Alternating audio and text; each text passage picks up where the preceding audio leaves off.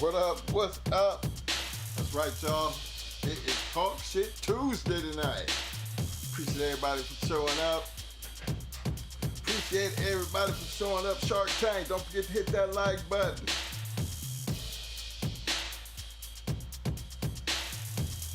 Want to give a shout out to my man M1 in the house. What up, fam?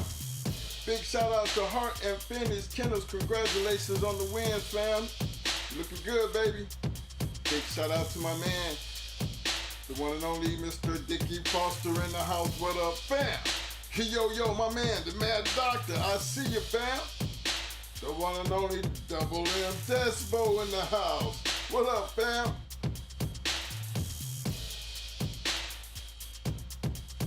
Yo, my man, Sam Hobbs in the house. What up, fam? My man, 614 Tree in the house representing. What up, fam? Yo, Styles Kennels in the house. What up, fam?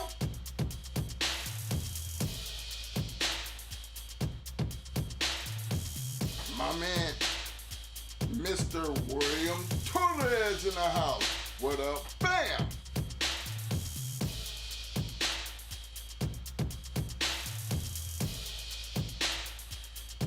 Again, appreciate everybody for showing up tonight for Talk Shit Tuesday. Don't forget to participate in that poll. Not a wrong or right answer, so don't forget to participate.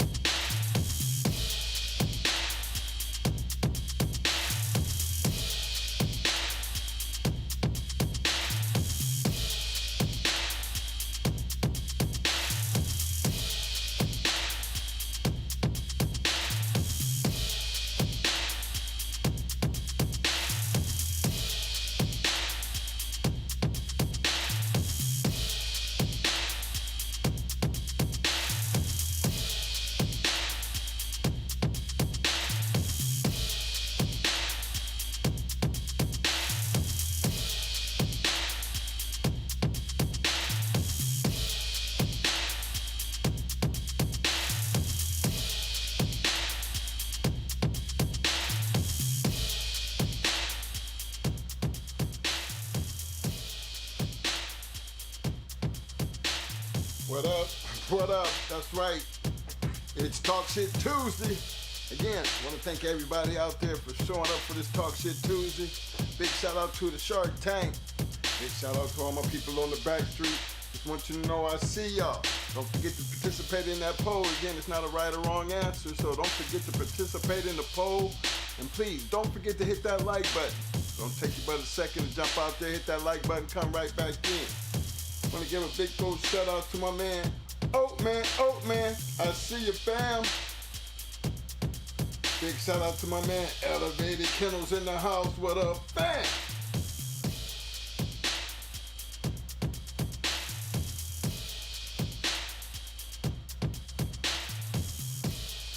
Big shout out to In the Woods in the house. What up, fam?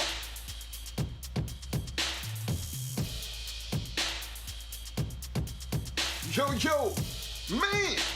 What up, fam? Again, appreciate everybody for showing up. Again, don't forget to hit that like button. Don't forget to hit that like button if you haven't already subscribed. Don't forget to hit that subscribe button. Again, thank you for everybody for showing up tonight for this Talk Shit Tuesday.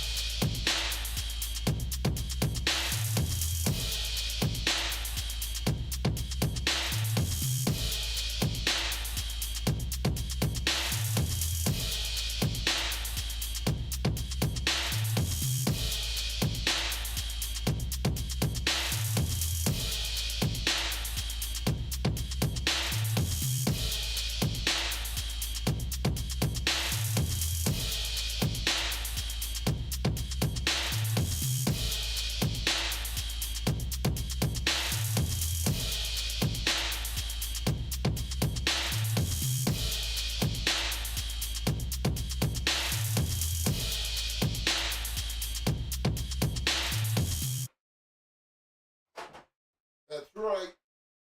That's right. It's Talk Shit Tuesday. Big shout out to everybody out there in the Shark Tank. Big shout out to all my people out there on the back straight. Y'all don't forget to hit that like button again, and don't forget to participate in that poll. I want to give a big shout out to my man, Mr. Michael Collins in the house, representing Shreveport in the house. And before I get started, I want to give another big shout out to my man, Heart and Finish in the Digital Dog Show coming through. Big champ right there. Appreciate you. Hey, man. Good job. Good job. Everybody don't forget, show him some love, because the man put in some work. He had a couple dogs up in that joint. But he put in that work, put in the work, reap the rewards. That's why I'm going to give him a big shout out. Represent. Now, y'all know how I do shit. I'm always going to start off when it's got to be a moral to whatever the hell I'm doing based on these shows. So, tonight we're going to be talking about Southern Kennels and Stone City, because we had a relationship with them both. But it's a moral to the story, and when Mo get in, he's going to show you something, why it was so successful, because if you look close enough, there was some common factors.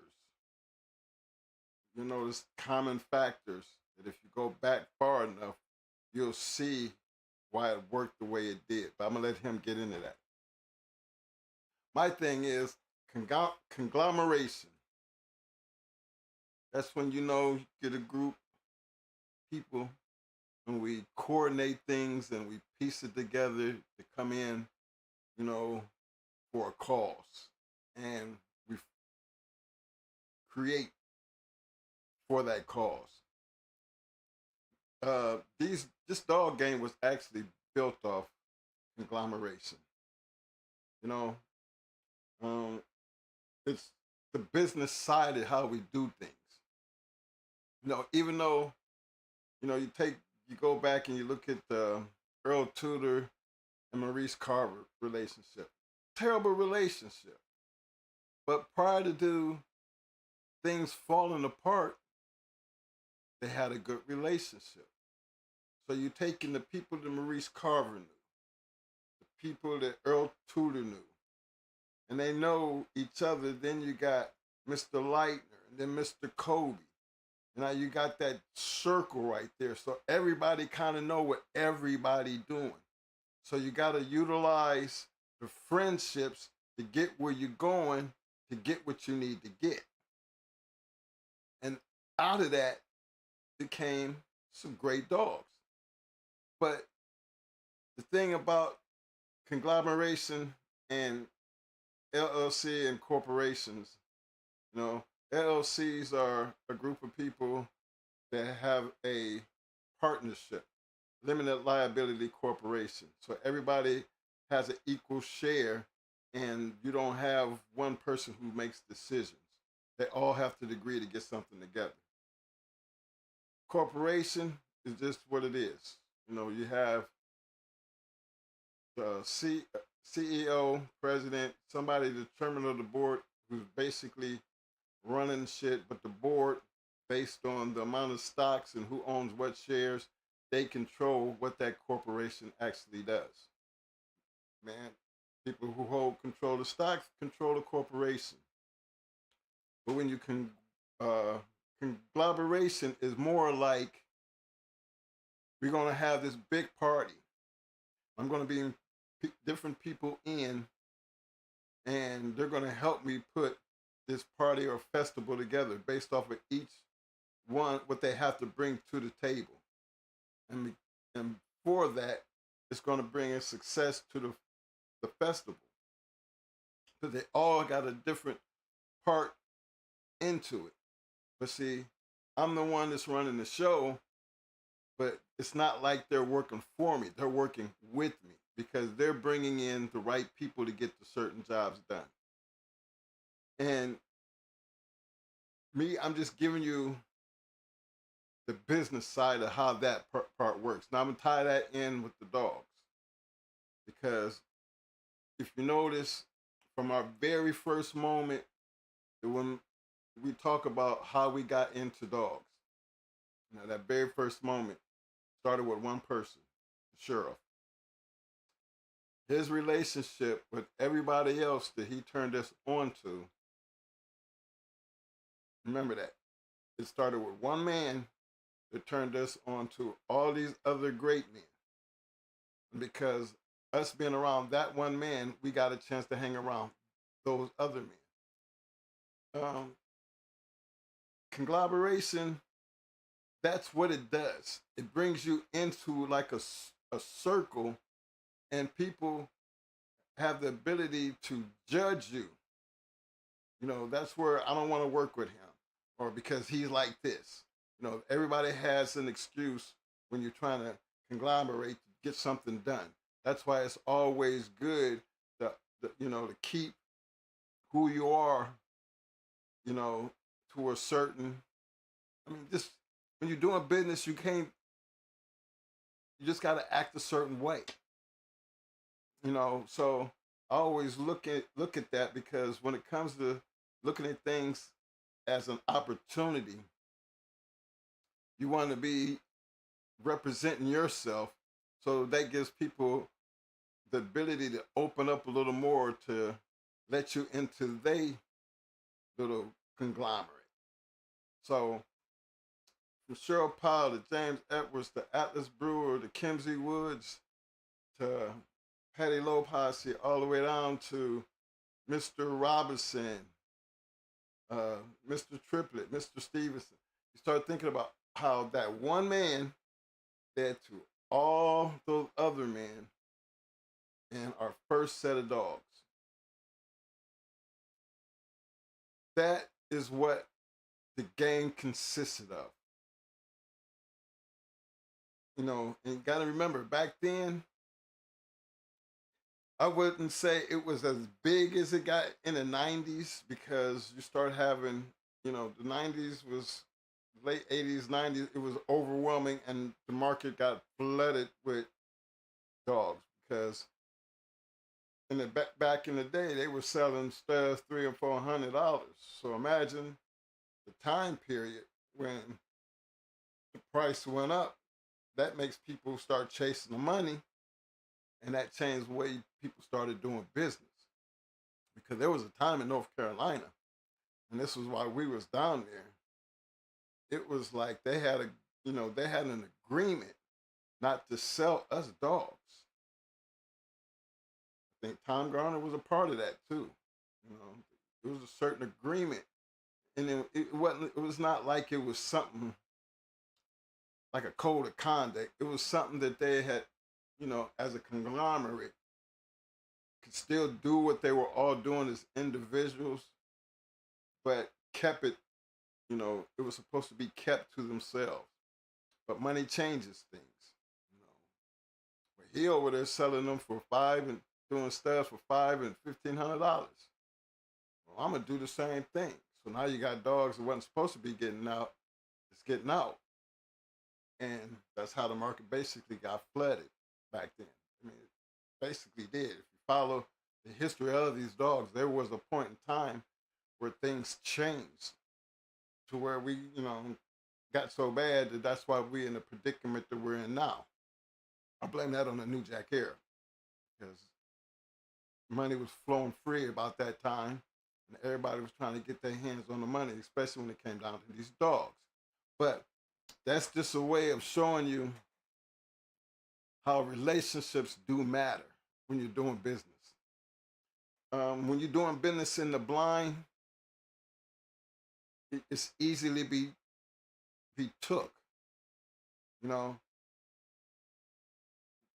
we left Carolina and went back home, it's like we're coming back home to Ohio with something that we didn't leave with. We're coming back home now with pit bulls. So now we have to, people already knew us at home because of dogs, but you had to work your way into a closed circle that you wasn't very familiar with. But based on relationship with people, and then, like the mentors, like Ohio Cash, Jeffro, Johnny Hat, Catfish, These are a lot of those dogs. You know, Catfish was well known in the Akron area and Ohio because he had pure kingfish. You know, and then Jeffro, he had that kingfish mixed with something else. I mean, these was just some badass dogs. Then you had James Pope. James Pope was the man that had the Carolina connection. I mean, everybody knew the Buckeye Man. That's what they called him in the journal, the Buckeye Man. And he had that connection to bring in dogs that the average people of our color couldn't get our hands on. And a lot of people were shocked to even know the Buckeye Man was a black man. You know what I'm saying? I mean, really shocked. But it was funny because he knew Mr. Abernathy. He knew Mr. Kimsey Wood. And this man away from Ohio. So just that relationship and the way he handled himself got him in them circles to be able to move around the way he moved around. And I think that's important in today's world because there's so much that's different from what it was for us. You can't really move around because you can't really trust anybody. Um, you can't really trust everything that you see because the person you're dealing with might not be trustworthy.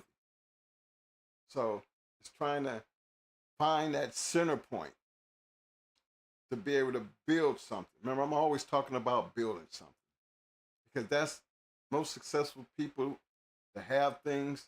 They didn't generally do it by themselves. They just had the right people to help them get to where they're going. And that's why I think it's important for us to get back to the business side of it. That's why you hear me talking about it so much because through our whole entire career in these bulldogs, I mean, talk about damn it 4 decades of dealing with people and dogs. Our relationship and was has always been for us to stay who we were and treat people, you know, how they wanted to be treated, but then also show us the business side of how we did things.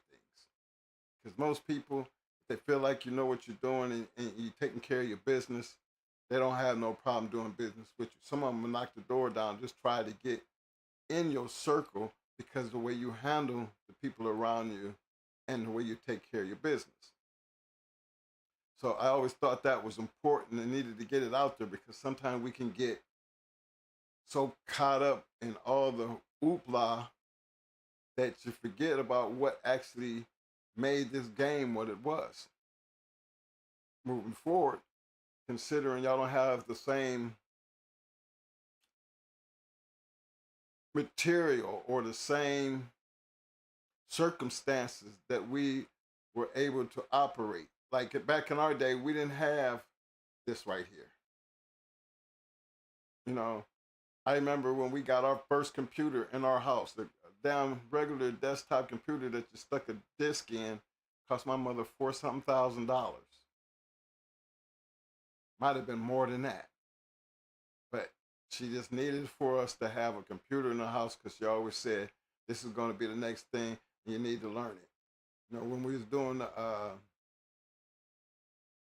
can't remember, God, it was something else before AOL. I think it was Netscape. That was before AOL, and you stuck the little quarter disc in there. No, we had the 3/4 disc that you slid it in, and you had to know you had to pretty much know Moss. You know, everything that where you wanted to go, you had to type in the command. So that's how we started out learning. When Windows came through, Windows basically took that and made it more friendly. I tell y'all this because I grew up and I was in all of that.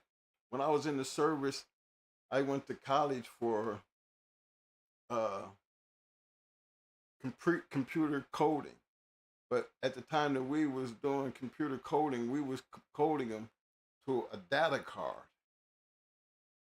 and you had to be able to make this data card based off the coding, and you stuck it in, and it took that information, and that's what made the 3/4 disc that actually you could stick it to your computer.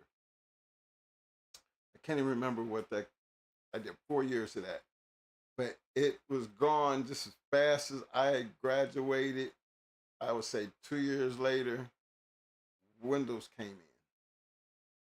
Even though it was, you still had to stick that disk in. I think in the beginning it was almost like 10 disks to load it up. But you kind of had to know your way around because you could code that computer with Windows, which made it friendly because you could see what you was doing compared to dealing with CMOS. You was working it from a black screen and doing the programming.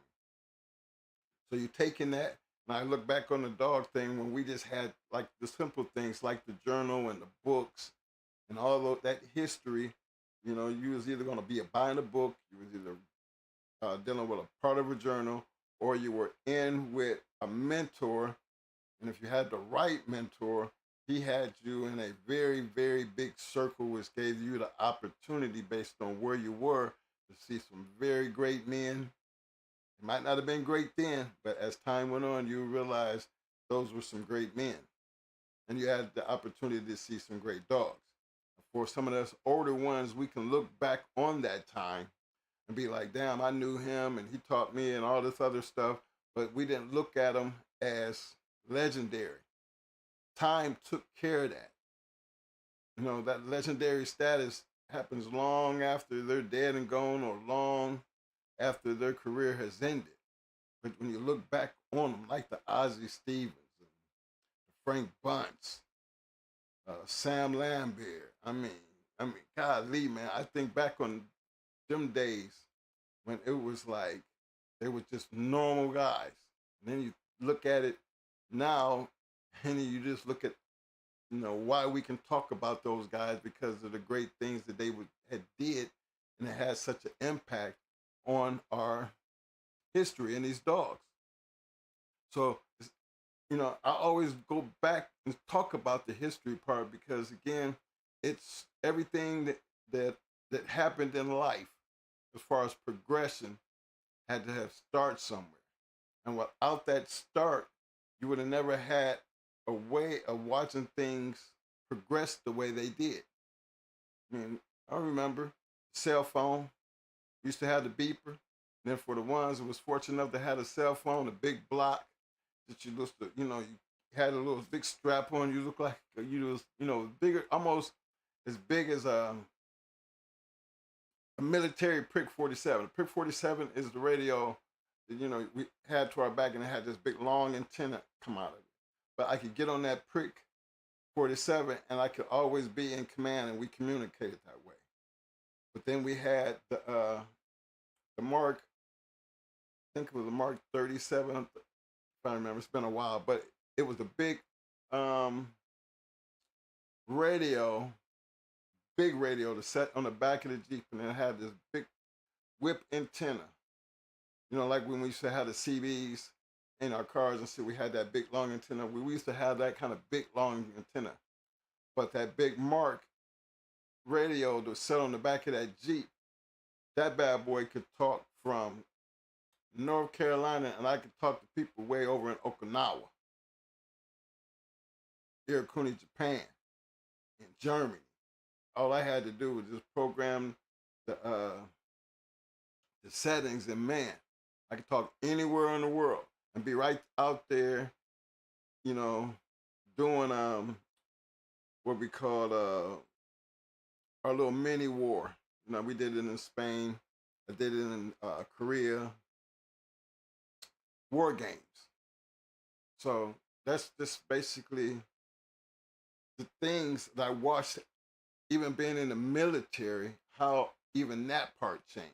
What it was this in my lifetime compared to what I see now. Change came real fast. And just like change in these dogs, it really came real fast. Because think about all the years from Tudor and I mean, even before him, how the game progressed to where, and it got to the 90s, it just seemed like it just did like the TVs and everything else. It just went straight, damn it, crazy.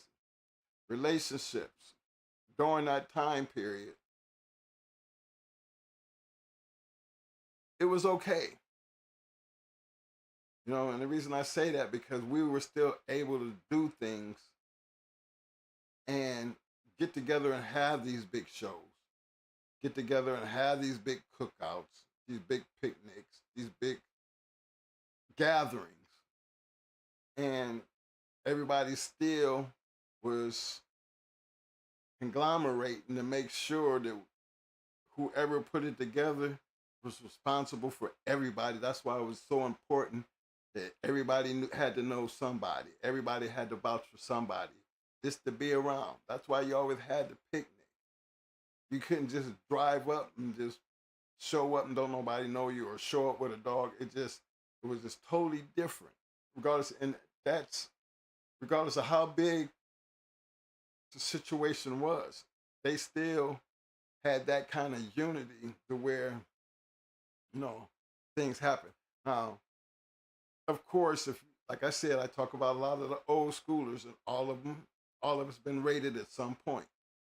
But then when you sit down and you think about every time it actually happened, what led up to it. And that's what the crazy part was, always something that you wouldn't expect happen, because now they put it out there that, you know, based on a tip. Well, back then it wasn't very seldomly was it ever based on a tip. It was always based on somebody doing something stupid.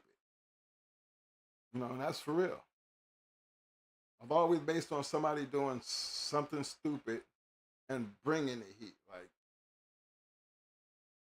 you know, just craziness. But the reason I'm bringing that in there because, again, you know, we all got to look at how we breed dogs um, back then compared to how we were doing it now. To me, it's actually totally different. And the reason I say that because most of the time, I mean, at least for us and most of the people we ran with, we was doing and going to so many shows that you got a chance to, you didn't have to hear about what people were doing. You were actually seeing good dogs. And outside of just, you know, don't ever think that we always depended on the journal. The journal was just like a program going to the racetrack. You know, anybody been to the racetrack, you know, they give you your program. Program tell you basically who ran in and give you a little bit of history on them. Well, that's generally all the journal was. Just keep everybody on the loop on what was out there, and then you made it a point to, you know, become a part of the program based on what you read. And if that's what you wanted to go after, you did. You know, you got with your little conglomerates, and you got together, and we find weights, or we find, you know, what it took to go make it happen, Cap. And that was a little bit different than trying to do that kind of shit nowadays. Even though it was just illegal back then, but to me, it's even worse now because of the attention that has been brought to it, and the immaturity of the ones who get caught, dogs housed in terrible, dog condition terrible, dogs running around biting people, dogs running loose, people taking dogs, dumping them on the side of the road, all that kind of crazy shit. All that led up to the issues that we have now. And I'm saying, okay, so I got it. We at that point in time in the history of these bulldogs, this is just where it's at. So you still stop trying to figure out, okay, moving forward, everything that everybody trying to do right. For me, being a business person, I'm always looking at, okay, if you're going to try to do anything right, it's still, you can't get away from, you know, at least a person like me who understands business, I know what it takes I know what I see out of people. I've been around enough people and created enough shit that I know what it takes to do it. And I know it might what started out as an ideal, it took people to be on the same page and to come together and use their skills. Like I needed a video man, I needed a sound engineer to handle the board. I needed my girls to go out and get those um, entertainers to work with these record companies to help promote get these artists in here. I needed my guys to get out there and do the tapes and all the street work. See, that's a conglomerate of people working for a certain cause to get putting in to get a certain thing done. So when I look at, okay, the confirmation shows, I like to see guys and new faces getting out here trying to do these confirmation shows. The Digital Dog Show. Something new, ain't nobody ever done it before. So again, you got to look at it. It's new. It's going to take some work. But the thing is, if enough people are doing these things, they will get better. But coming together to get it done, remember, you just look up the words conglomerate. Look at it and see what it says. It doesn't say individuals, it says a group of individuals to pull together. And that's how we actually operated in the game back in the day. I wouldn't care if you was just in the hood, but to be able to even be in the hood and step out into the fast lane. You might have been all right in your hood, but you couldn't just go from your hood and jump into the fast lane. It was almost impossible. You had to have somebody in your hood that was already in there who could get you in. That's just how that worked. That's why it was able to maintain for as long as it was. That's why it kind of got out of control because, again, remember relationships, when you're dealing with people, and especially when you're a conglomerate and you're dealing with people, each individual has a certain part in anything that you're doing. So one person like my engineer in the studio, if he messed up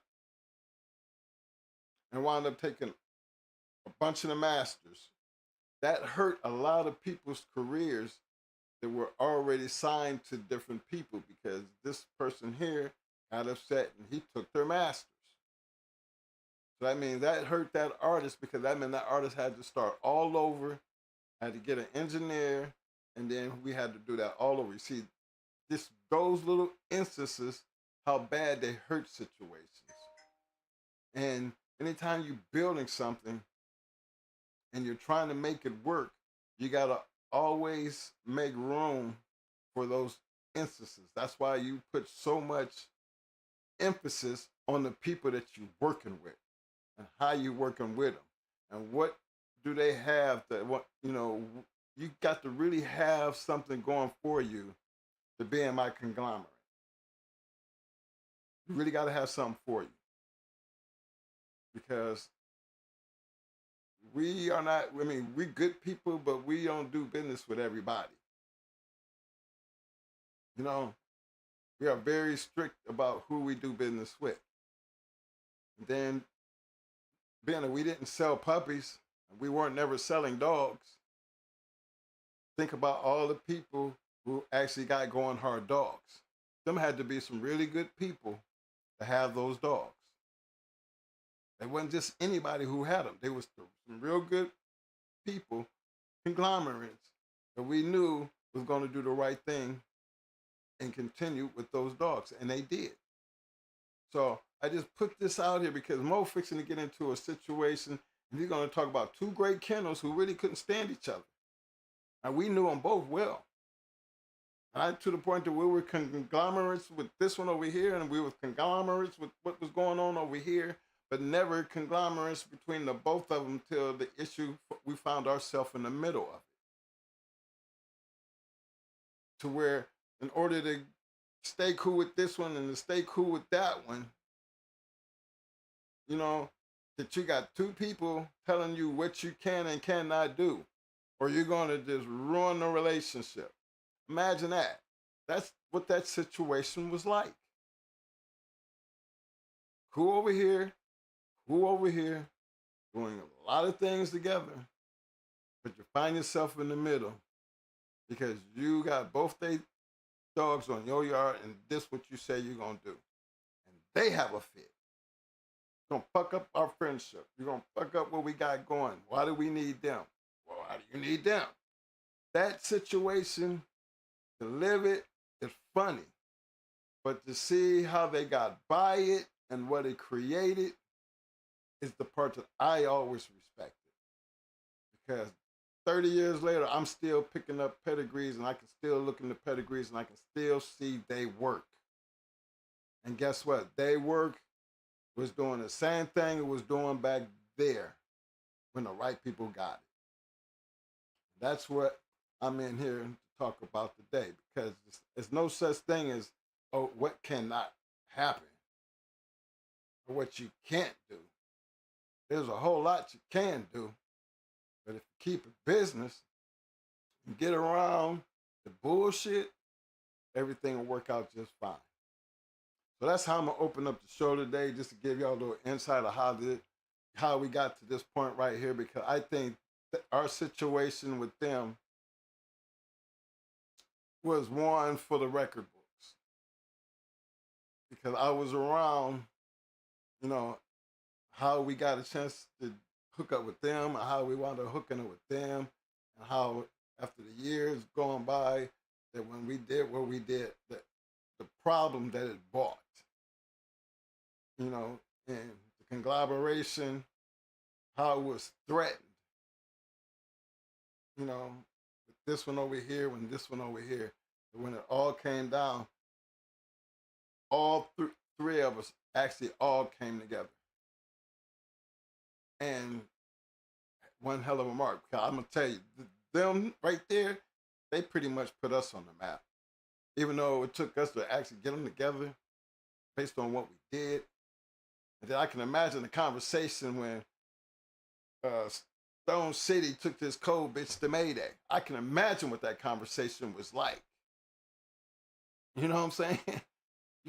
I'm more gonna fill you in on it, 'cause I know it was one for the record books, and then for it to even happen and turn out like it did.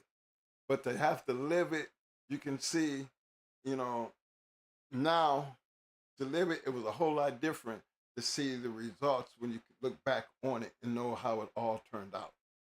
Because it could have turned out all bad. But because the conglomerate stuck together, it worked out just fine. All the way until me and Jesse fell out. Because, you know, sometimes money gets to your head. And, you know, even things like that, they do, you know, it ends up happening at some point.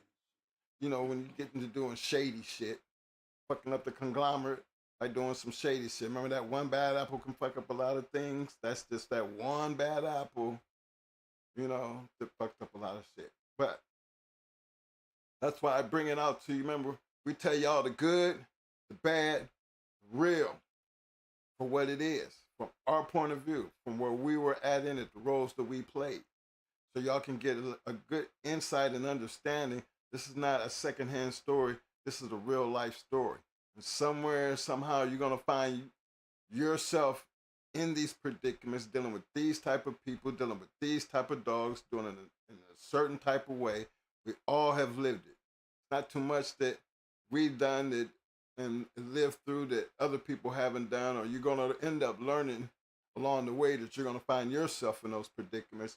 So just get ready to take a ride. Enjoy the show. Don't forget to participate in that poll, and sure as hell, don't forget to hit that like button. Turn this over to Mo right quick here. Big shout out to my man Eli Monster. What up, fam? Chico Sellers, I see you, fam. Mr. William Nick Neal, what's happening, fam? My man C Wood, my man K Walk. What up, fellas? Mayhem. My man Mayhem Kennels, represent Arkansas, Louisiana Combine. What up, fam? My man, Mr. Courtney Edwards. What's happening, fam? My man, Full Bite Kennels in the house. What up, fam?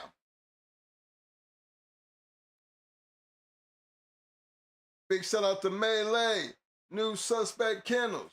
What up, fam? Again, appreciate everybody for showing up tonight. For anybody I missed, trust me, I'm going to be looking down through this. I will do my best to get back to you and shout it out. Fellas, y'all already know I'm going to be watching the comments. You know, the super chat works. Again, I might miss a whole lot of things, but if you have a question or something, you want to just get a comment in, just hit the super chat. I don't never miss them. Remember, it's not a matter of how much you spend. It's the fact that you just get out there and do it, because regardless of what you spend, it's all going to be appreciated anyway. Thank you guys for your time.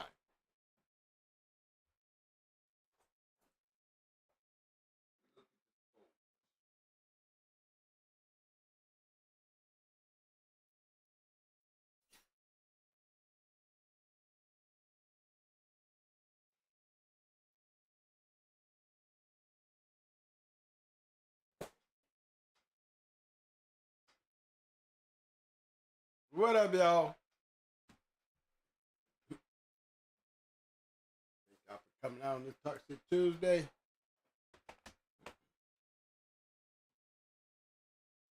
Open up my part. Me and this dude, we might be twins. You know what I'm saying? But we do have our different opinions on things. You don't hardly ever hear me give you mine. While he talking about that conglomerate shit, I always say this. You can try something big, and it don't take but one little shady ass move for all the masses to set your shit to sour.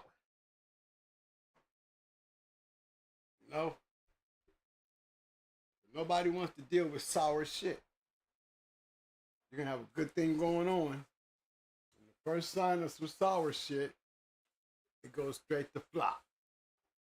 And ain't nobody gonna trust nothing that's sour. It's not gonna happen if you're doing something big. It ain't gonna never grow. Ain't gonna never grow. Somebody take your idea and make it better, because they're gonna do the same thing you did without the sour shit. Good idea. They just executed it wrong. You know, you want to have people jump in and jump on a bandwagon. And you got to make sure that bandwagon is worthy of those people jumping on. Remember, we're going to take a look before we jump. All it takes is one sour incident, or one sour move, or one something that just don't look right, and it can be set up good and perfect.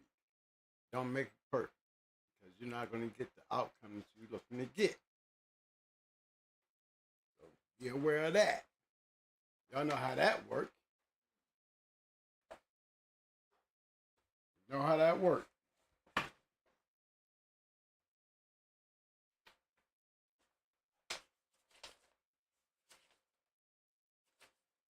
Shit that he can get where I don't. That makes us two different people, even though we're twins. Even though we're twins, you know that. We don't always agree on things.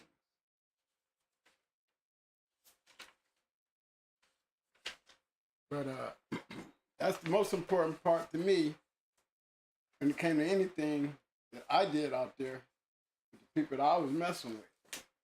I was able to get in because I came real. You call it business, whatever you want to put it as an aspect, but the bottom line was I left no room for anything to be sour about me. And if it wasn't nothing sour about you, I could mess with you. We can do things. How you think I met Angel? How was I able to breed to Angel's Apache and I live in Ohio? He way up in Connecticut.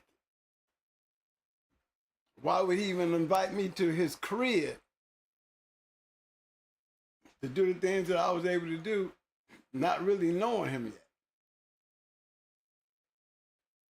Because he knew enough about me, because I was already in contact with Stone City, because I was interested in that Yellow Buck stuff. And I was noticing, because I had Amber. Remember, Amber was the key to what led me to Stone City, what led me to Angels Apache, because of the yellow and the yellow John stuff that I had in just Amber alone.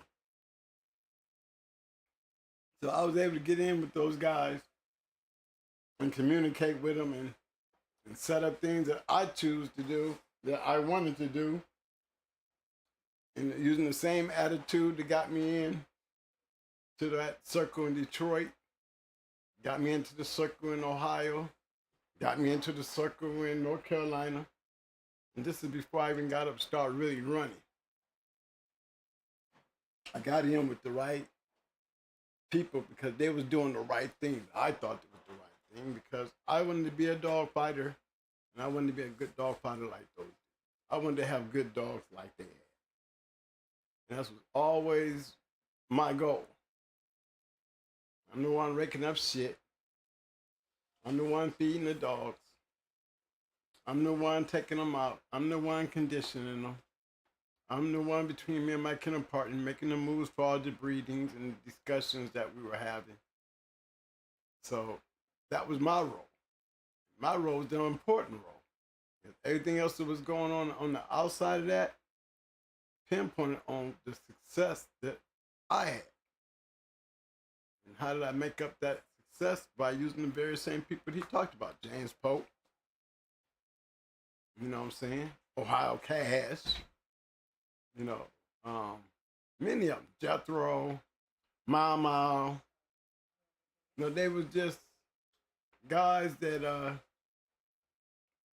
once you got in and got a chance to move around and seeing all the stuff that I started seeing, I knew I was in the right place.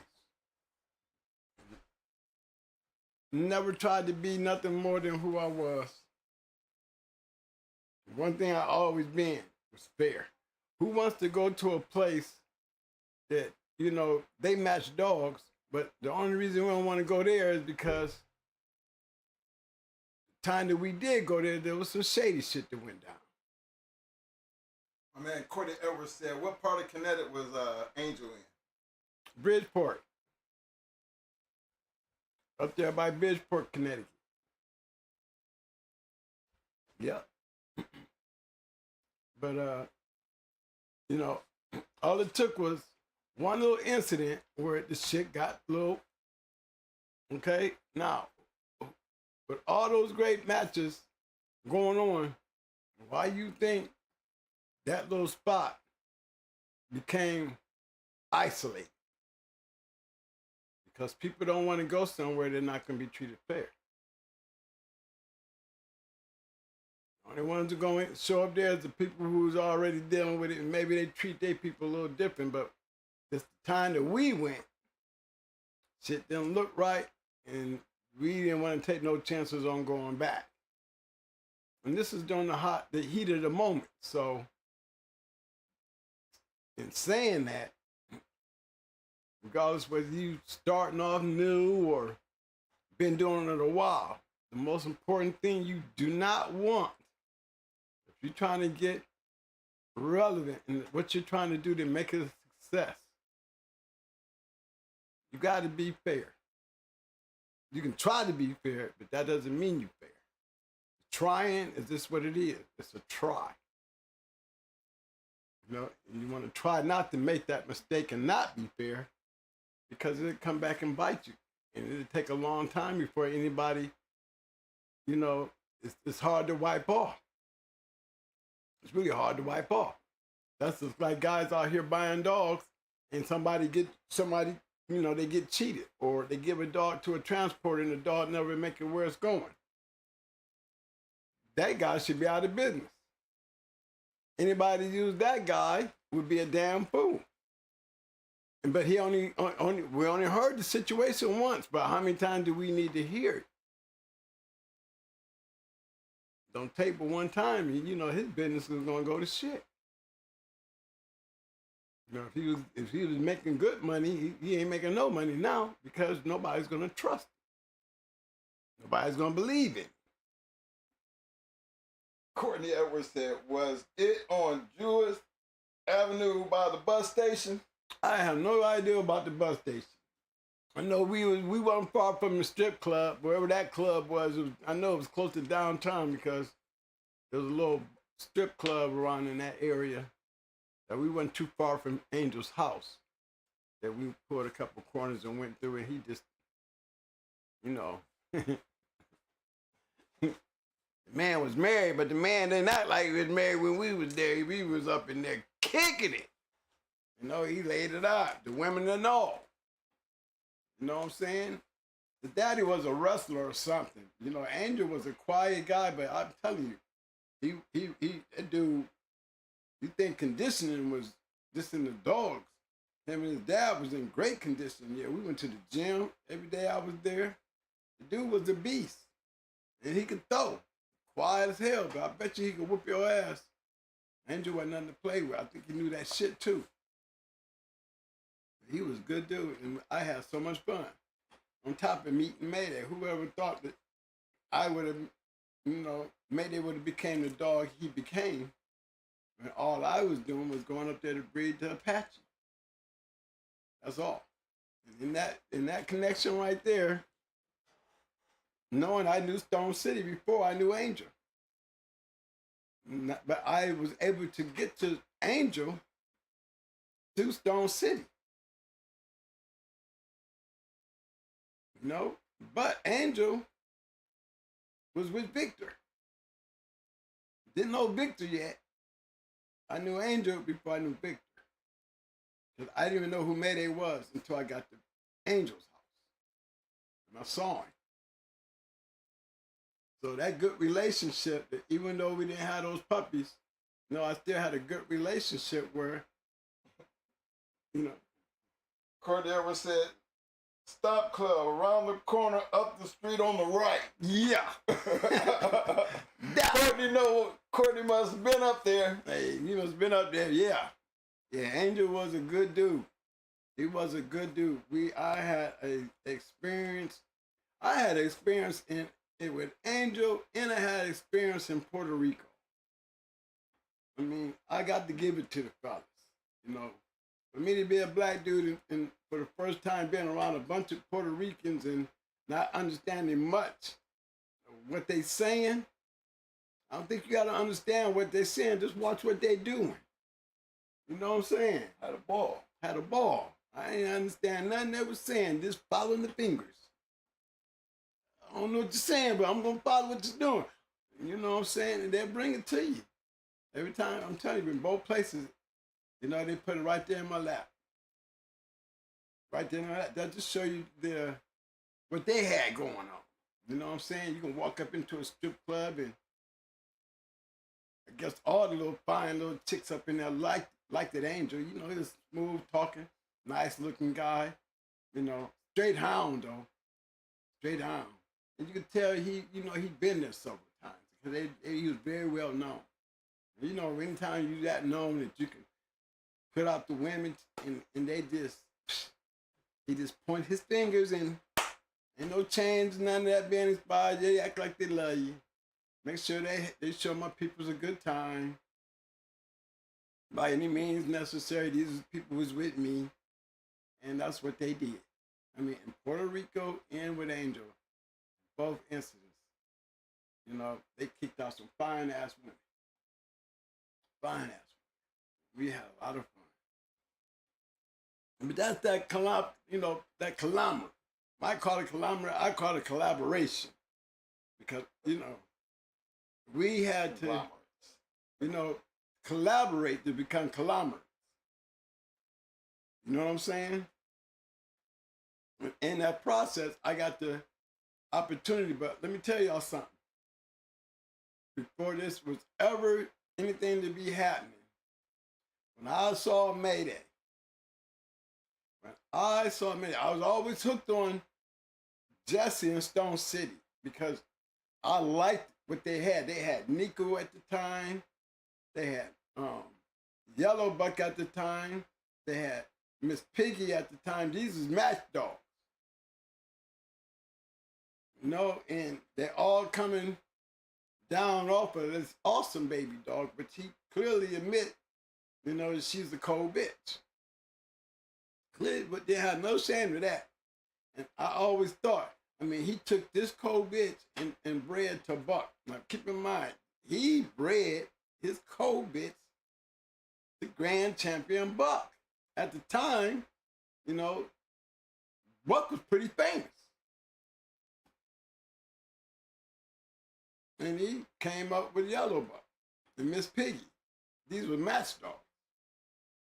When I met him, I seen Miss Piggy, Yellow Buck, Nico. Nico Jr. was an upcoming dog back then. He had one named Dixie. No, Dixie, I think she had to get her leg cut off. She was a 2-time winner after her second one. Let me see. There was a couple of them on the yard, but those were the ones that really stuck out. Then when I get over there to Angel, I'm sitting here looking at this Mayday dog. Don't know who he is. I see Dragon. I see No Choice. Didn't see Dragon Lady there. I see Mayday, Choice, and Dolly. This was right along with Apache that I was up there to breed to. So it became a collaboration when I went home and I said, this is before I did Red Ace, I'm going to breed Red Ace to Yellow Buck and I'm going to breed Red Ace to Mayday. You know, they was asking, well, who is Mayday? You know? Said, this big ass, it's a big dog, and he's straight killer. Never seen nothing move so fast. It was so rough and crazy. And that's the kind of dog that I like. Now, I didn't ever see Yellow Buck go like I saw Mayday go. So I became a fan of Mayday from square one. Me and a homeboy partner, on the way home, we hands down, we got to breed to this one. You know? So those things right there, it definitely brought up a collaboration that actually became a conglomerate because we were able to do the things that, you know, they might not have liked, but keep in mind, I had came back from Puerto Rico without Red Ace, but I came back with a puppy off of Yellow Buck. That's where that collaboration became a conglomerate. You know, ended up leaving one, but coming back with something. Never taking my mind off of what I was wanted to do with Mayday. So by then, I done already bred to Mayday. Yeah. I had already bred to Mayday before I came back from Puerto Rico with a son of Yellow Buck. Now, during that time, I don't think I ever told Jesse that I had bred Red Ace to Mayday. Never once. He didn't know that I bred Red Ace to Mayday. I always told him that the bitch that I was going in the Tommy Boy with had just came off some puppies. You know, the opportunity came where he was telling me about Tommy Boy and how she was smashing shit. So I told him I'd go into her because I think I got the perfect bitch for her. You know, and she ain't never been out. Tommy Boy's a 4-time winner. He thought I was crazy. You know, he thought I was foolish. He thought I was one of them young dudes with money and we could just go ahead and do that. So he hooked it up. Well, I had that opportunity to do that. But because of that opportunity, you know, I was able to come back. Even though I lost, he damn near gave me a puppy off of Yellow Buck. Yellow Buck and Miss Nico. Yeah, I mean, he wasn't even a grand champion at the time. He was a champion. He was a 4-time winner. And Miss Nico had just won her championship. And he had bred her. And I got one of those pups. Gave it to me. But the relationship was always cool, especially when it came down to how I was able to breed the Mayday when I was up there in Bridgeport, Connecticut with an Angel. Yet now I'm down here in Miami meeting Victor, the owner of Mayday. But the Angel did a lot of conditioning with Mayday. That's why Mayday was up there with him. So as you notice, my collaboration ended up becoming a big ass conglomerate, because when I bred those two dogs together, it did cause a world storm that had me in the middle. But how can I be in the middle of something that's on my yard? I'm friends with you and I'm friends with you. You don't get along. The only thing y'all have in common is me. You guess what? Between you two, ain't neither one of y'all tell me what to do with what I'm feeding. That was the other thing. I can't speak your language, but I guarantee you, your language, and then when it comes down to it, while y'all looking all crazy at me talking about, putting your friendships my friendships on the line, it's going to be up to them to make the choice, because my choice has already been made. You know what I'm saying? You're putting our collaboration of what you did when you gave me that dog. Now you putting our conglomerate and conglomerate. Am I saying it right? Conglomerate and at risk, because you trying to tell me what to do, or what's on my yard, even though you basically gave it to me, but it still made it my dog. The same with Victor. And I got things in here that back then, before I ever done it, and I was just knowing the guys, I used to do this little news thing, and I had actually put it in there, my experience of meeting all this. And before it was ever done, you hear me saying that it was all planned for Red Ace, though. I was going to breed Red Ace to Mayday, get over to Puerto Rico, and breed Red Ace to Yellow. That was my hope. And then to take those two dogs and put them together. It didn't work out like that. It didn't work out like that because Red Ace lost and we didn't bring her home. But the plan was never detoured, because I still was able to take Red Ace and breed her to Mayday. You know what I mean? And then turn around and take a puppy that was off a yellow buck and breed him to a daughter off of Brat's brother. Keeping in mind, a puppy off of Mayday and Red Ace. That's where the little thing went wrong at. But that's where everybody, you go through the routine of raising the puppies. They're getting older. I ain't really heard from Victor. I didn't really hear from Jesse, because they were both pissy. But I got to knowing Big Mike from being around Jesse, and it was really Big Mike. And the only way Big Mike really caught part of that was because we was hooked into a son off of not a son.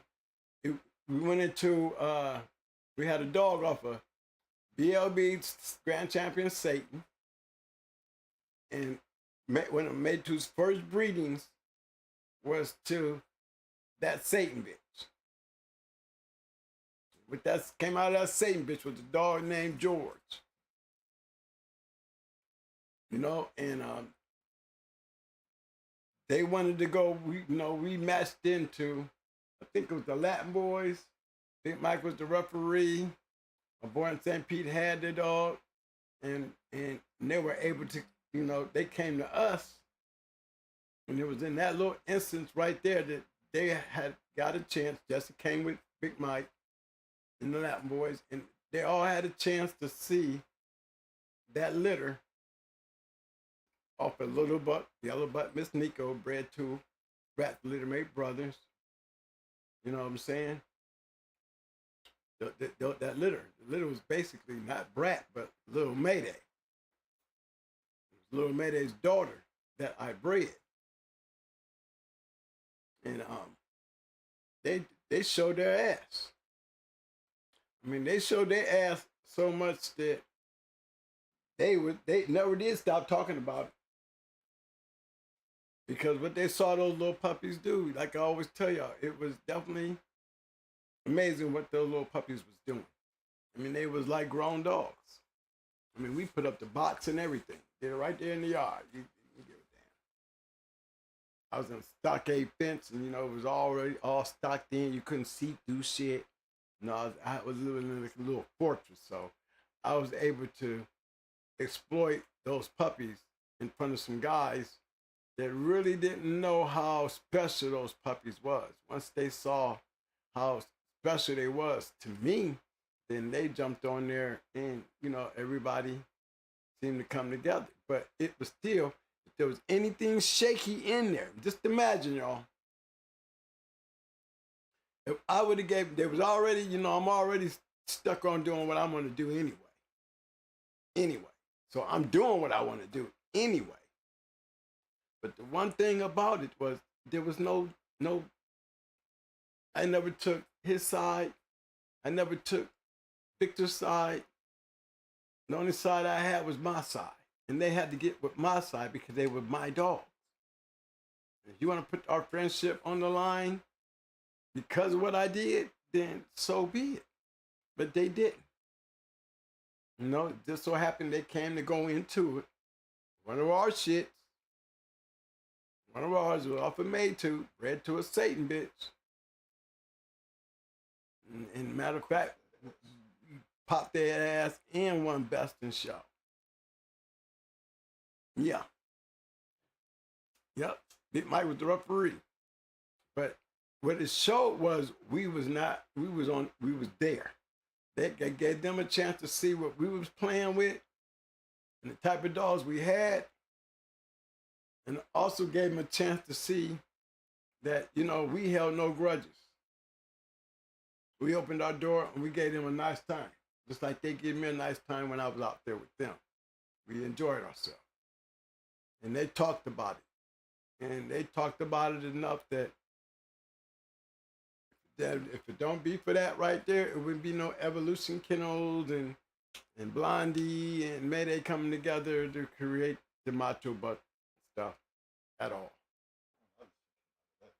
But it was, the breeding itself didn't really show its true colors. Right. Because remember, our breeding, the very first breeding, that cross still created Buck Rogers and Baby.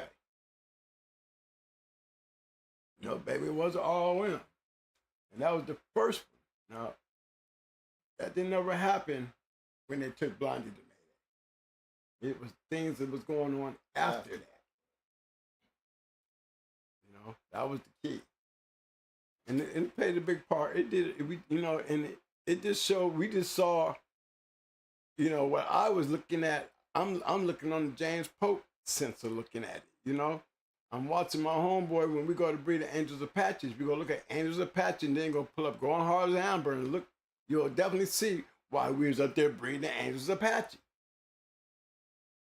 And just like you would see after seeing Mayday, why we was breeding the Mayday. Because to me, Stone City and Victor, they had the same dogs. It was just, one was up here and then the other one was down there. That's all it was. And I just felt like, thinking the James Pope way. You know what I'm saying? Definitely got his blessing when I put it together. I got it in these papers here. This shit right here. This is old shit. You can't really see it, but it's old shit. When it goes back, a long time ago, when I first started messing with him, this was like 95. When I was talking, it said the making of a It says, the making of a winning kennel. That was 95. In that making that winning kennel, we was already playing with Satan. We'd already sit there and watch my kennel partner. We had already seen him. And keep in mind, y'all, as we doing this, when we go and get Jess, I think his name was Jesse from Bluegrass Kennels. Keep in mind, when we say Bluegrass Kennels, who else was at Bluegrass Kennels? Wrangler. Amber's daddy. See what I'm saying? So remember that conglomerate? Isn't that what you call it? Conglomeration. Me, I always said it was collaboration. You know, it's almost the same thing.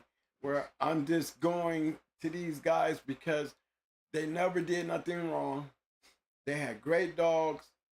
They had dogs that I could read and talk about and had the opportunity of being around.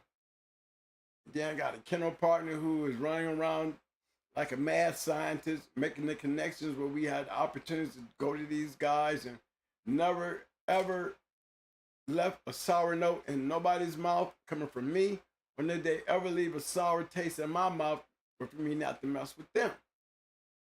And this is how all this stuff was able to come together. And out of all that stuff that we was using and taking advantage of because they was opening the door, they created a winning kennel. It still took us to do the work. But because I was able to collaborate with all those people and keep all those people in my circle. Remember, now they're all in my circle, even though they might not have liked each other and didn't get along, but I was a centerpiece to make it all work for me.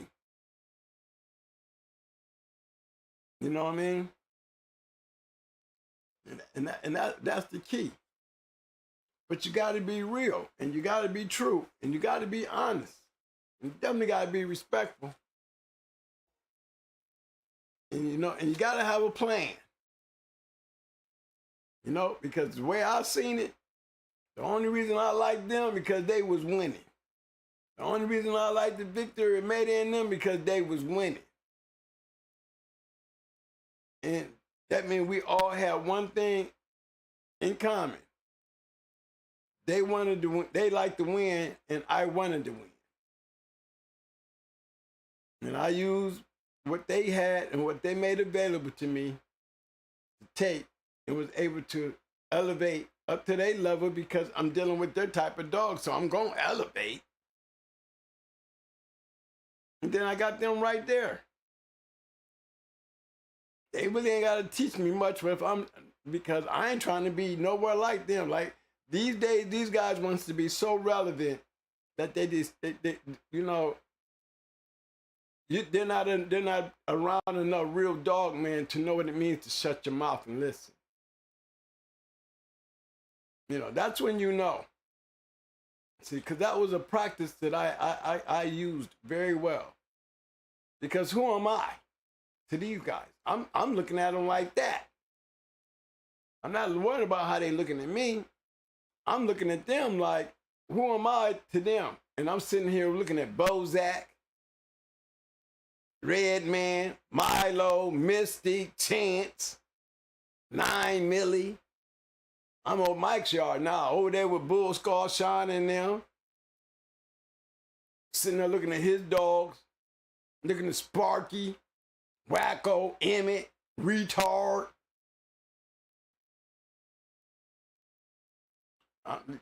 Look at the circle. What they call that? What is it? A conglomerate. Those are my conglomerates. You know, those are going hard conglomerates. Okay? Those are my conglomerates. And it worked out. Because I was amongst guys that kept on spreading. I ended up going back through Millbuster, meeting hell on earth.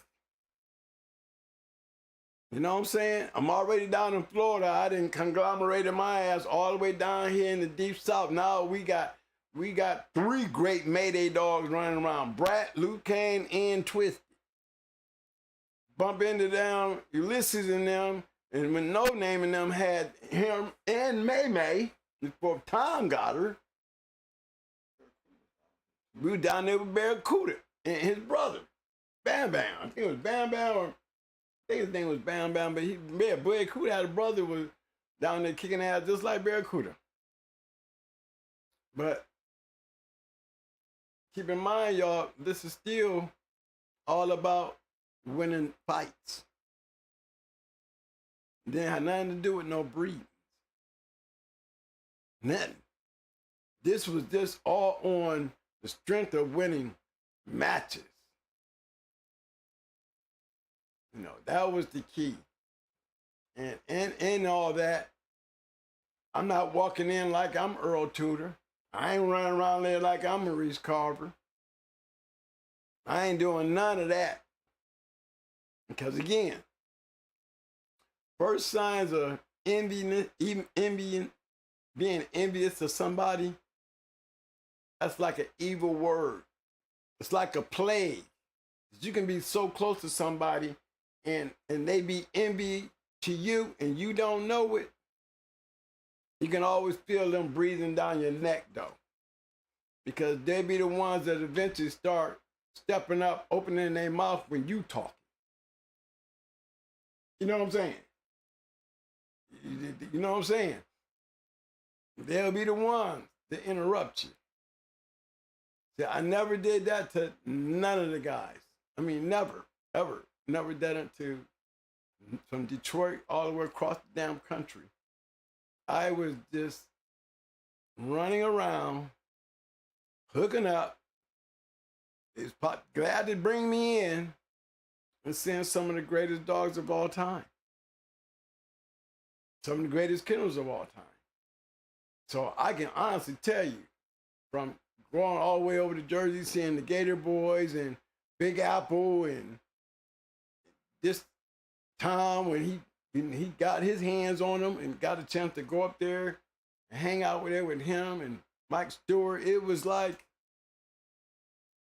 how was I getting in these places? How was I getting with these guys? Because I was collaborating. They didn't have to come find me. I was going to go find them because I want to be like that. So what was my part in this collaboration? To gather information, to gather knowledge, to be able to take and be able to do what they're able to do with their dogs. You can go over there and get those same type of dogs and they ain't got it in you to do what they doing. You ain't gonna have shit. But a damn pedigree to brag about, or I know Mike from hardcore. What the fuck that mean if you ain't doing nothing with no hardcore shit? See, that's what how it worked out for me. Because I had no ill feelings towards none of that. All I was concerned about was winning. They can win with their shit, then I'm supposed to win with this shit. You know, I've been around winners ever since I walked through the door of the game. And that's all I ever wanted to do was win. Can't win if you don't know how to win. And you can't win with your mouth open because your ears don't listen. Unless you like listening to yourself and always running your mouth. Guess what? That always type of what I call exposure. Because they look at it like I look at it, you know, being I'm in a position that I see what it looks like. They're trying to put themselves on a relevant scale of something great. And they're always trying to put their input into something that it just shows the weakness of their lack of knowledge. You know, true dog men know the deal. You can listen to a person talk and just stick them in a room around a bunch of good dog men, and the person who we start looking down to the floor and laughing. Be the person over there that probably got puppies and ain't got a dog and never matched a dog. Or he's got a story to talk about that, you know, that puts him over there with some old great guy, but he's over here talking to us and, you know, with all these great dogs around him, and he ain't got nothing over there to talk about his shit. But he can talk about everybody else. He won't be getting too many breedings. He won't even get too much invites. He won't get too much of nothing. Because where he's so busy listening to his self-talk, trying to elevate himself because he's around all that greatness, we see his weakness. He ain't done shit. He ain't got shit. So why is this dude doing all this talking? You know, can't wait to get him out the room, because then he becomes the conversation. To them, you know, it becomes a joke. You know, it's always good to see those guys who ain't got dogs standing around the box and talk shit. But you do not want to be in the garage. You don't want to be somewhere at a match where we all gathered up talking war stories, and then you got this clown coming through. You know what I'm saying? And that's exactly what it is. They look like clowns. Because, you know, the cat is out the bag. You ain't got no dog. We matching dogs and you ain't got nothing to match. You talking dog, but ain't got a dog to feed. You giving out suggestions, yet you ain't never done shit to didn't even know if it worked. And it really shows when you're dealing around real dog men. That's why I always say to guys that say they had a mentors. You tell me, and that's a good prime example. A mentor is just as important as a collaborator to the success of your kennel. It's just as important, because you have to be able to use that person in a way that it works out for you in what you're trying to do to be successful. So I mean, you still have to maintain your honor. Definitely got to give them their just respect. If you couldn't respect them, why are you there? If you're going to hate on them, why are you there? Why are you even messing with their shit? You know, that really don't work hand in hand in the game. Guys, even in the now, you know that shit don't work. If a person hating on you, you know real early. You know real early. Like they say, a real dog man know when they're around a real dog man. And then a real dog man know when they're around a fake ass dog man. Or they know there's somebody out here that wants to be us but can't be us. Either way, it's not a good look for those who do that. That's why I'm so hard on those who even try to come at me that don't carry those type of credentials, because these are the things that I noticed growing up into the game around all these good guys. I've seen what it looks like, so I know how not to be. Even when I was winning, all I could do was give homage and thanks. Don't be for y'all. I'm still thanking them to this day. I'm still thanking all the people that have something to do with Going Hard Kennels being relevant to this day. I never want to be better than them, when all I ever asked to be was like them. And like they say, legends is not a self-proclaimed thing. Legendary spreads like a disease if you catch it. You do legendary things, you know what I'm saying? Down the line, your work will be noticed. And if your work was legendary, then that means there's a lot to talk about. And that's the only way you can become legendary. Legendary has a lot to do with respect, too. It's easy to put a legendary tag on somebody who was legendary and true to the game. You know, That's the best way to be. For everybody to remember you, to see your accomplishments, to see what you put in the game. You know what I'm saying? And to put that tag and title on you, and you don't become an overbearing asshole because you've been labeled and you've been recognized. All those guys was humble. I've never seen a legendary person that wasn't humble.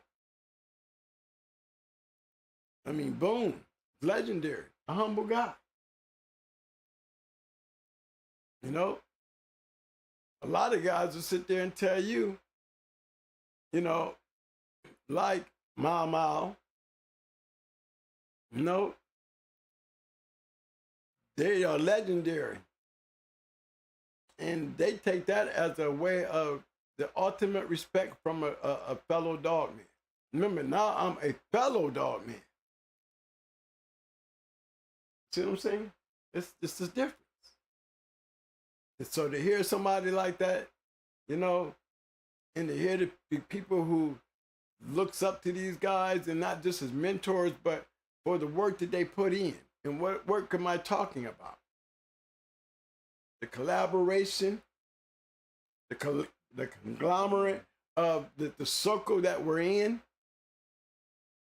Yes, I'm talking about all that, because it all comes together. And this is how you honor the great ones.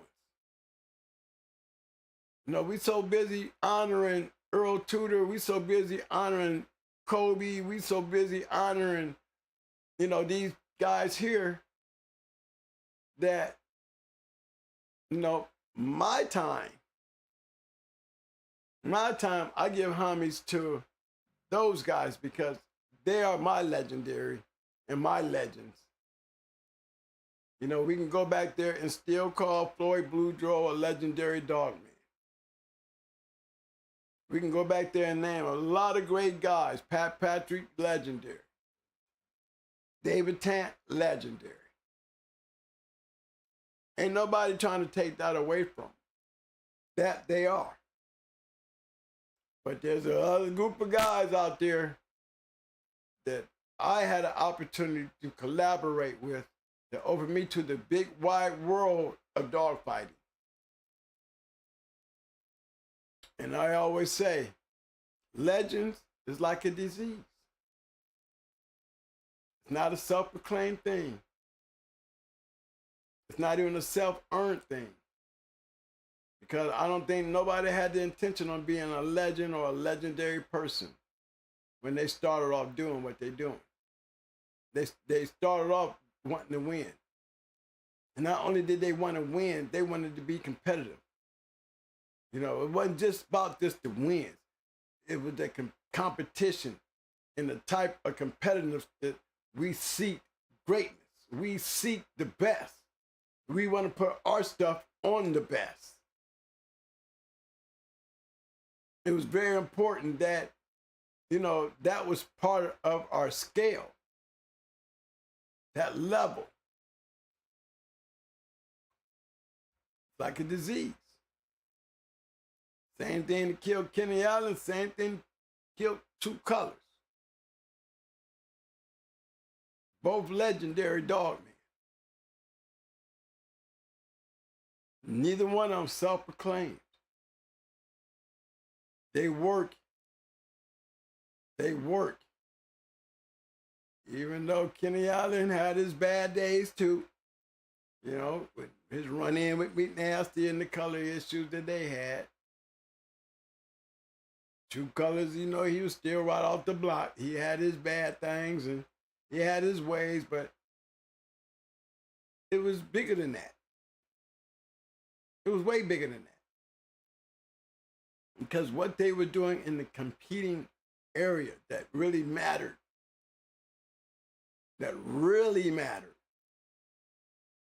all those others became minute, little things. Because there's no way they can continue jumping out here being with these great dogs. Even with the fucked up little things that they was doing, they were still able to get out there and present to the world great dogs. And to me, being a dog fighter, that meant more to me than this other shit, because I ain't a part of that shit there. I'm a part of this shit. That shit right there is what mattered to me. That's the honorable part. And that's what made them legendary, regardless of their faults. Every damn dog, man, even when we talking about Floyd and all these other great ones, Earl and Maurice Carver and Pat Patrick and all the little things that they might have done. And we can talk about Tom, we can talk about Fat Bill, and we can talk about all these guys. They all had this one little thing, you know what I'm saying, that we could just have a little sour taste in our mouth, but that's because you're not where I want to be. See, and I see these guys, I'm only looking at one thing. What made them relevant to me? What made them relevant to me? The competition. Them being dog fighters. That overruled everything, everything. Everybody got their own personalities. Everybody got their own swing. Everybody got their own thing. But one thing we all had in common. Everything that I followed behind that was what made it all matter to me. And that was that collaboration of being dog fighters. And that's it. The collaboration of matching dogs created the conglomerate. And I'm talking about my conglomerate, because look at all those people. Look at my conglomerates. Damn near every one of them legends. I mean, I can say damn near, right? To me, they all were legends, because every one of these guys that I can pull up, we've done this before. You know, I still ain't got my boy Noonie down here. Shout out to Armin. The Yankee boys. You know what I mean? You know, Street Sweep, I mean, the original Bounty Hunter, Big Ralph. I mean, these are the untouchables. I mean, come on. The conglomerate of my circle is legendary. And I have no fits, and I don't have to be bragging about shit, because this is not a brag thing. It's a fact. You know, you shouldn't have to put brag on a fact unless you hate. Because my story shouldn't be me bragging, because it's not but meant to brag. It's not a bragging thing, it's a fact. And what I'm giving you, it might seem like a lot, but guess what? It's a fact. And that collaboration is what made that whole big old thing, the conglomerates of what made Growing Hard Kennels. Is what made us. If y'all can look at us and call us legendary, I can tell you why. Because y'all got the same goals that I had. You see the same things that I see. Like I saw out my eyes what they were doing. And I'm not the only one that call those guys legends. They be in books and everything else that those books to be putting in them. They will definitely be in my book. It's all about what we see and know. It's what makes them legendary.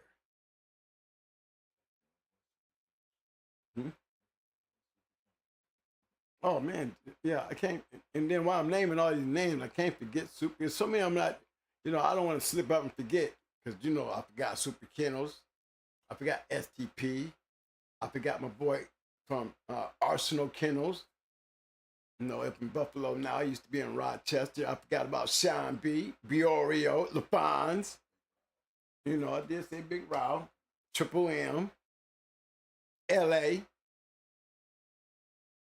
There's just, these are all historical dog men that, you know, you guys really don't know. You know, I would love to put them all in a book. Cheryl Powell, Sam, Frank Bunce and Company.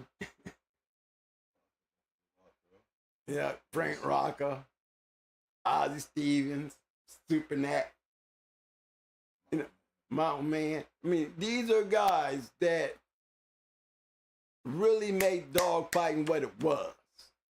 Now, I don't get all the. That's why I'm so hard about everything outside the pit.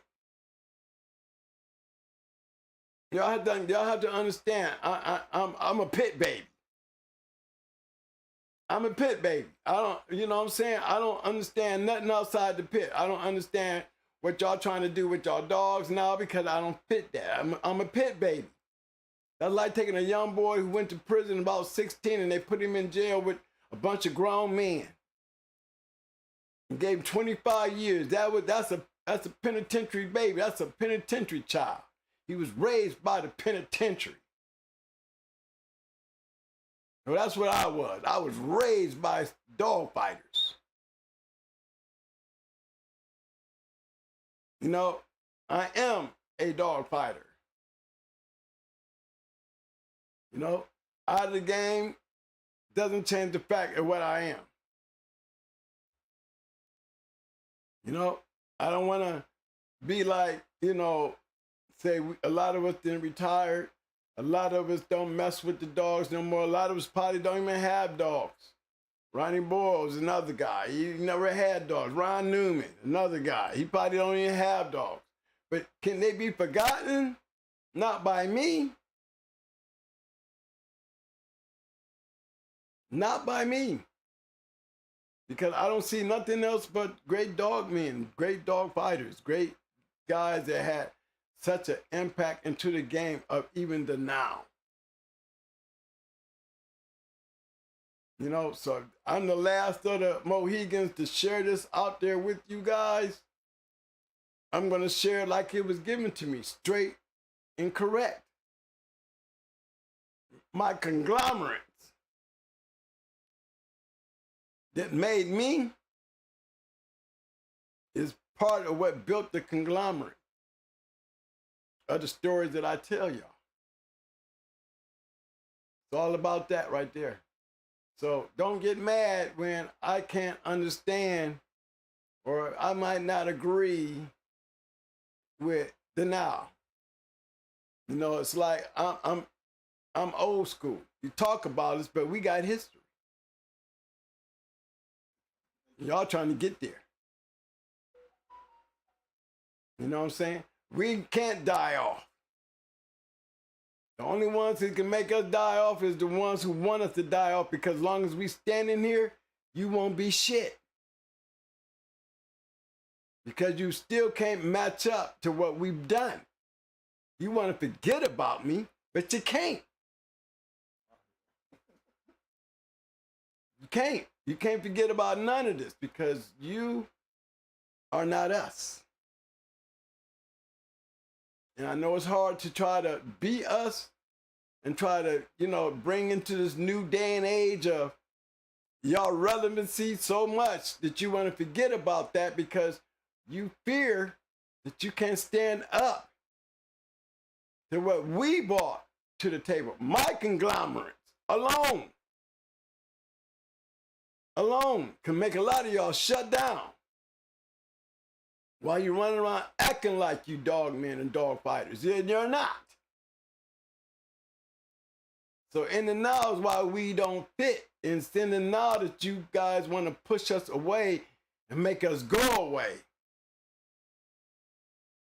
Because you can never stand up to the standards that has brought the dog game this far.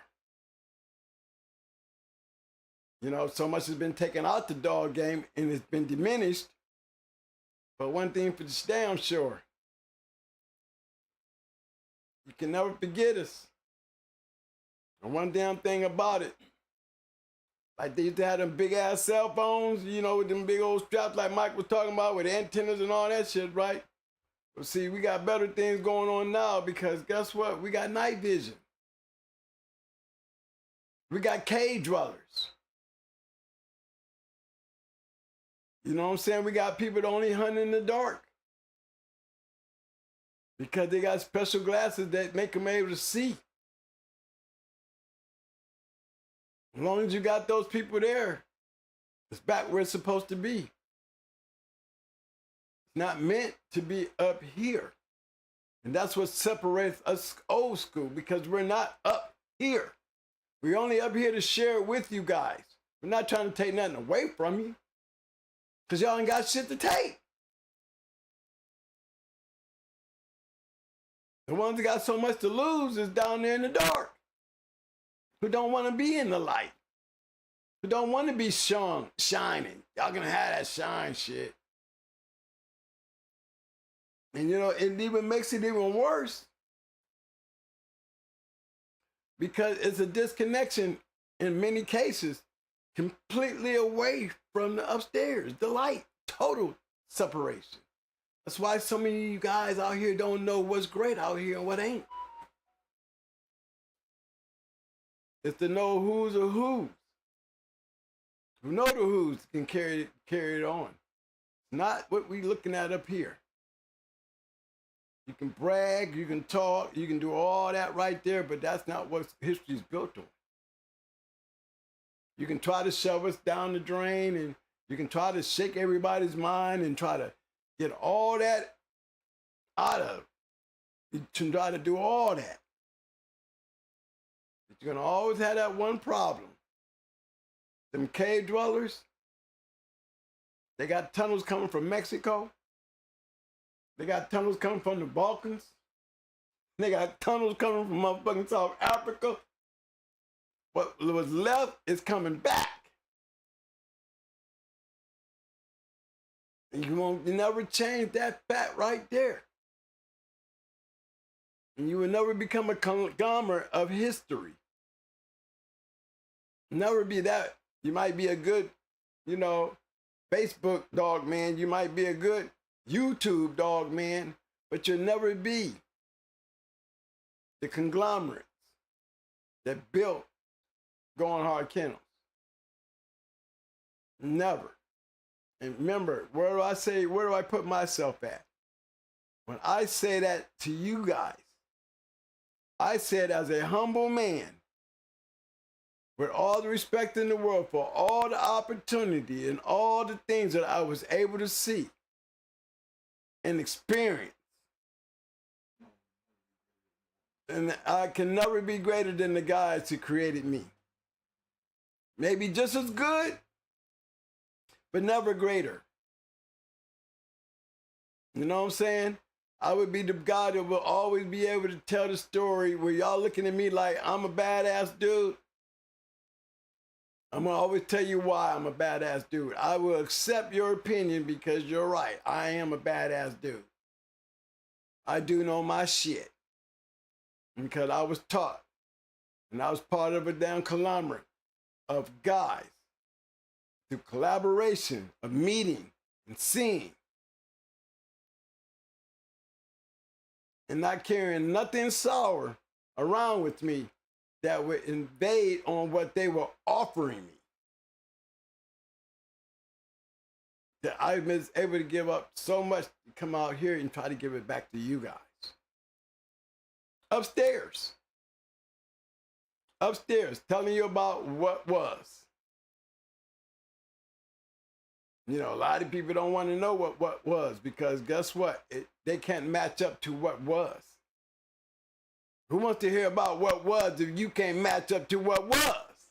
Unless you want to be part of that what was, because that's where the legends come from.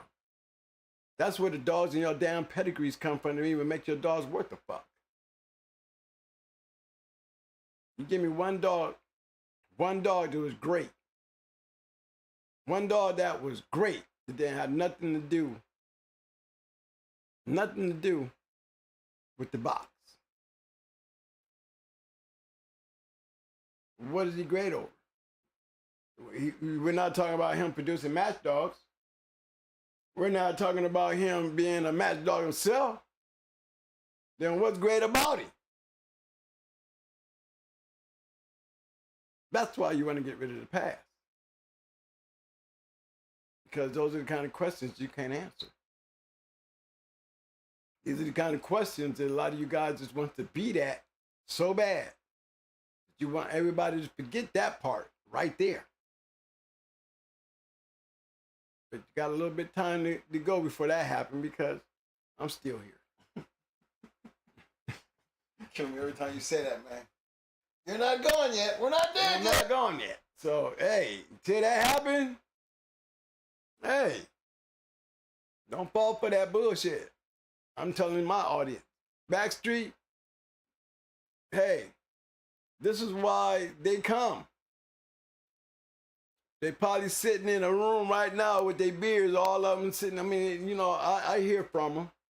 You know, they talk about views, you know, and maintaining, but, you know, there's usually a dogman party on Tuesdays and Fridays when the twins come on.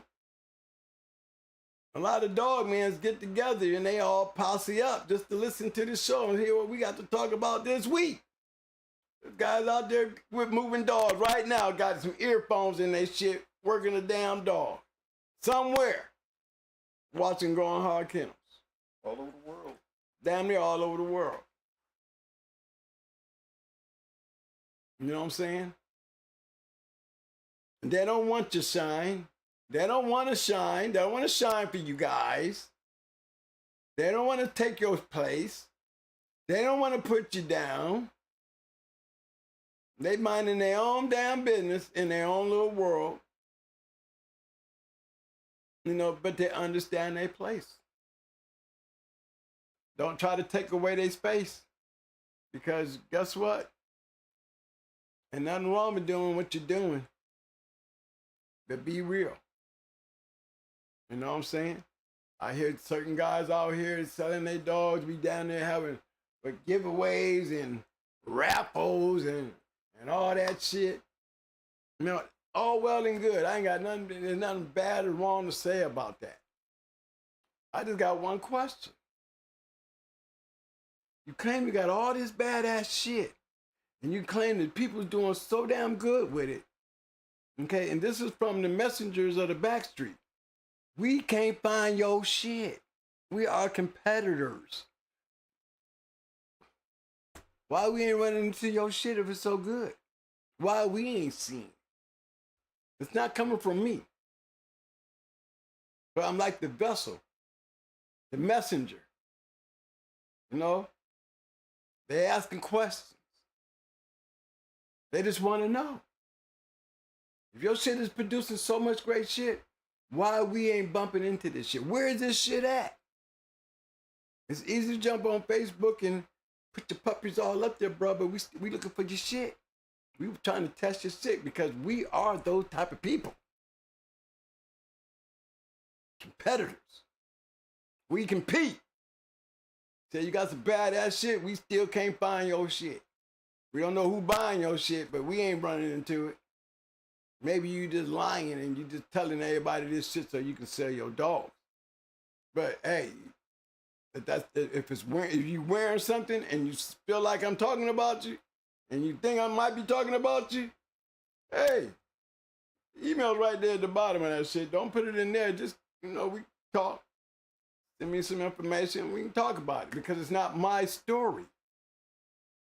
It's not even my question. But I have viewers out here. I have viewers out here that don't want to hit the subscribe button. I have viewers out here that don't want to hit the like button. I have viewers out here that they straight from the sewer, Dawson Effect style. They don't want to be seen. They don't want to be known. But they got questions because they're competing.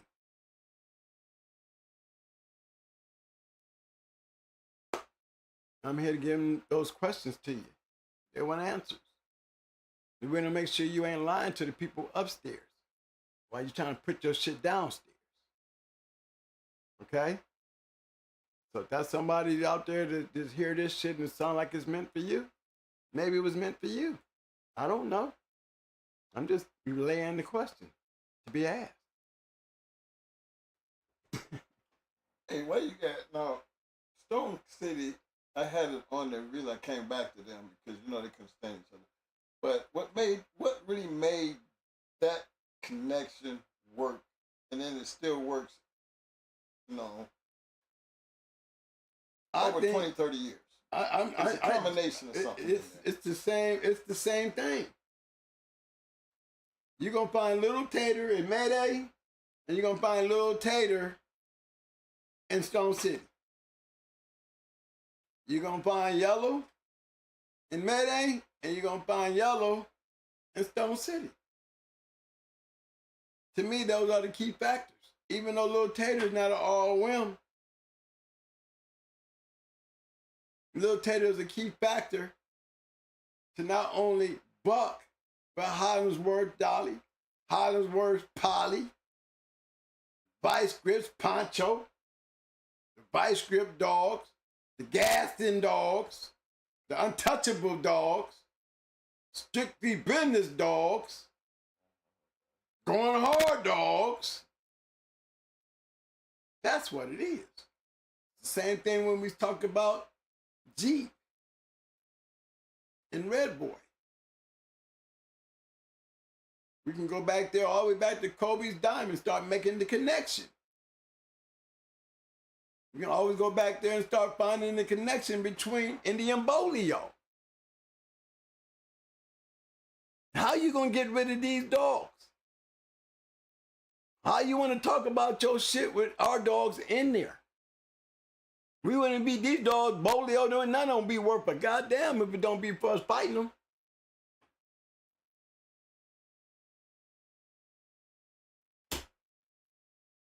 But you want to scoot us out the way and stick your pedigrees up there and fling them all around like they got something great in that shit. Ain't done shit. I ain't trying to make you do shit either, but I'm just going to keep it real. I ain't trying to make you do nothing with your shit, but I'm just going to keep it real. You ain't done shit. That's why you want to scoot us on out there, on into the pasture where can't nobody see us, so you can keep yourself up there somewhere you don't belong. Because if you really wanted to be relevant, you wouldn't be relevant up here. You'd be relevant where it counts. Stop living off of what we did. You know, I told you the hardware store right down the street.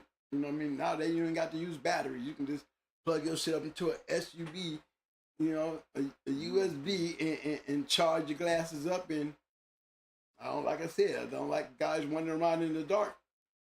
A lot of you guys don't know how to get there, and guess what? You be finding yourself wandering around in the dark because you know you ain't been around there. You ain't touching that level. You ain't trying to do none of that. You trying to be some Facebook, YouTube hero. And because I'm up here and I'm saying this, it's not meant to hurt your feelings. This is all facts. It's all true. So I'm not trying to belittle anybody. I'm just letting you know that the back street, hey, y'all, you want to use me as a messenger? Y'all want to look up to me? Y'all want to keep telling me, Twin, you is the man? Well, guess what? I was made the man by you. I accept that. Like I accept what everybody put into me. My conglomerates created this. And they put it in me to share with you guys because I guess it's my turn to give it back. And I'm going to give it back the way I give it back. Going on 63 years old, a damn Marine and the father of a bunch of damn grown people. And have done a lot of damn things raising them and dogs. And got a story to tell you. Got a story to share with you.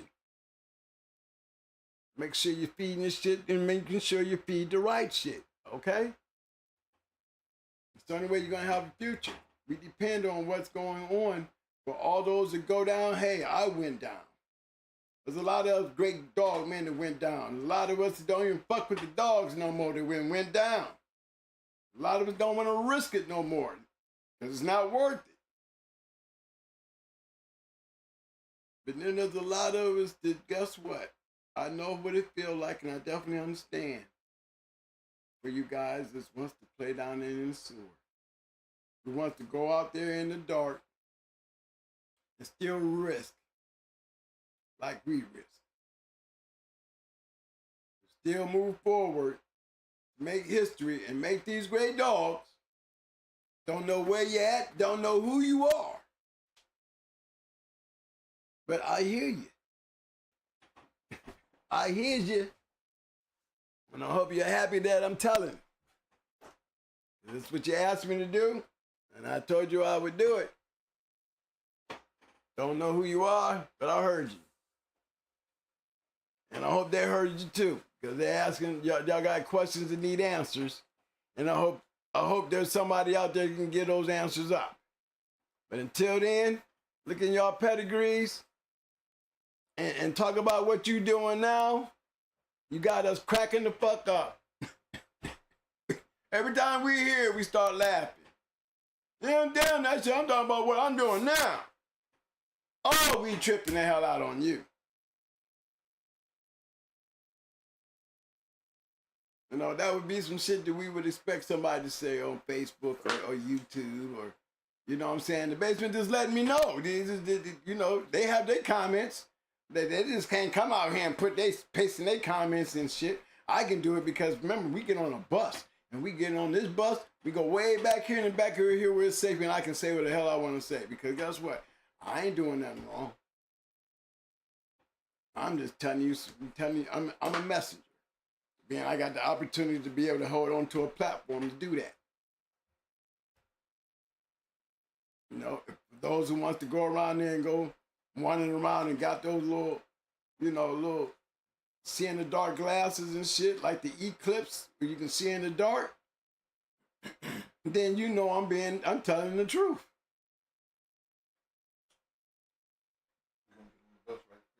Yeah, might as well. Hey, I've been on the bus. Every time I sit down in this damn chair, I done got on the bus, you know. Maybe before you get up, maybe you need to start letting everybody know that. Yeah.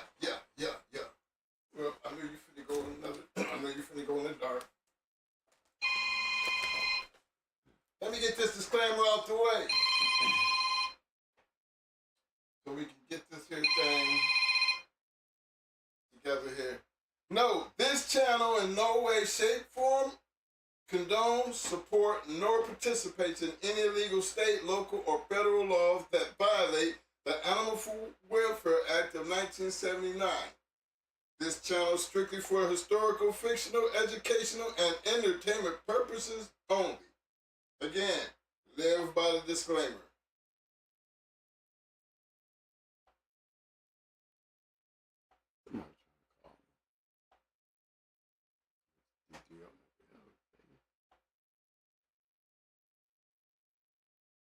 Maybe somebody's on the show.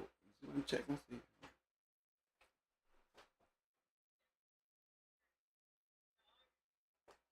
Hey, I'm doing the show. What's up, mommy?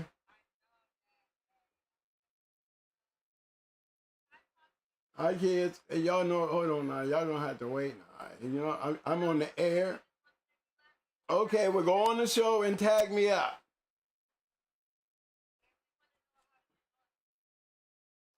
Okay, here, let me tell y'all that after the show, okay? I love you guys, bro. Right in the middle of the show. All right, baby. Okay, then just go in the chat room and chat it up then, okay? Chat it up. Say hi to everybody. Tell everybody you love me and shit, and then I can do it on the chat room, all right?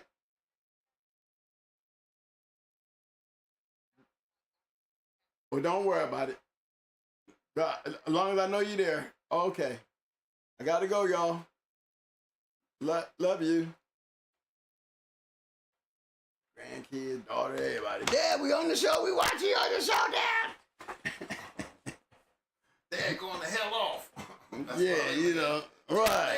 Dad's going the hell off. Dad, I love you, Dad. Oh, Dad. Grandkids, oh, Grandpa. I'm on the show. I'm watching you. But they grew up around these dogs. They got a special love for them. They got a special love for those dogs. They grew up around their grandpa, their father. There's an understanding and lack of communication that, you know, I am who I am. I'm just glad to see they grew up still loving me. Now, what was you asking before we got interrupted on that? See, I got thrown off. No. I just did the disclaimer. Oh. Okay, what am I going into, man? You already been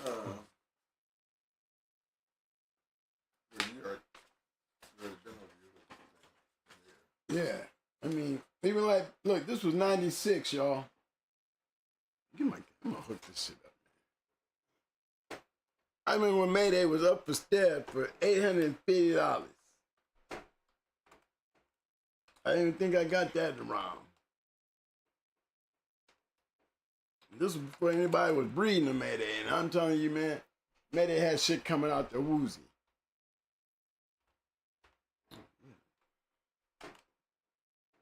Okay. Let me see. Look. Look how old Ace was. Yeah.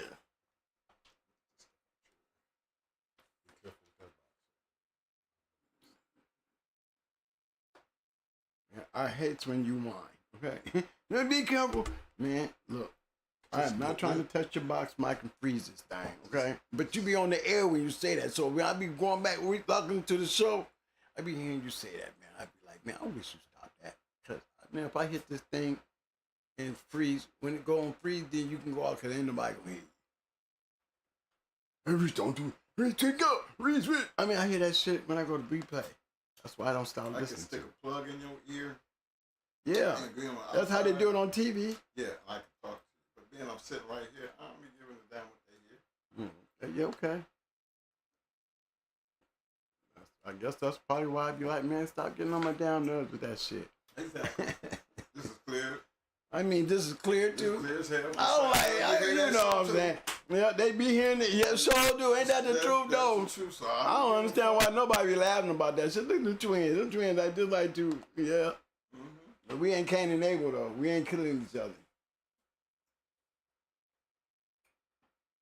Okay.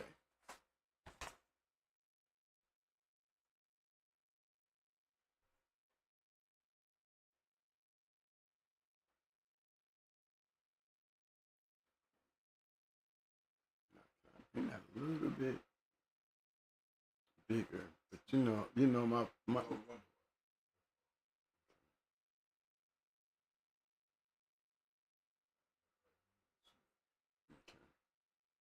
And I used to know how to make that mug just take up the whole picture with all this other shit around it. See, you know, I got these dark spots in my shit. I can't get that mug to go down. Yeah, I can. I put it up on the screen.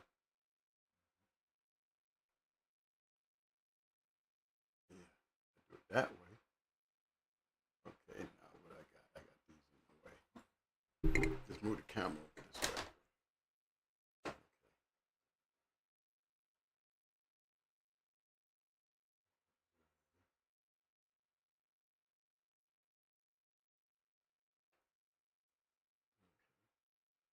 So I need to clear that up a little bit.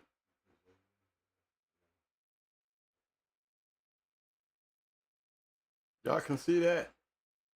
I know they can see it. Can you see it, Mike? Yeah. Y'all can see it pretty good. If y'all notice, we got puppies in 1996. Puppies due in February of 1996. Who they off of? Mayday and Red Ace. Look how old Red Ace is when we bred her to Mayday.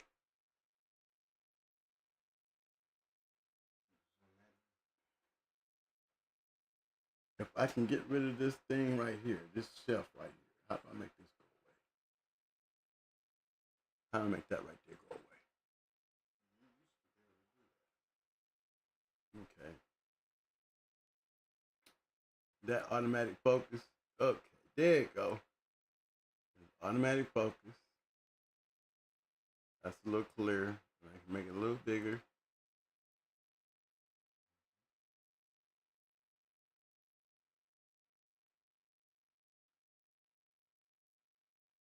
Okay.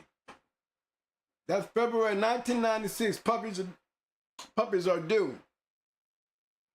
Look what it says about Red Ace. Ace is a 19-month-old, very good prospect with punishing power. In the mouth of her sire and the gameness of her dead game down. Amber, sire was Wrangler.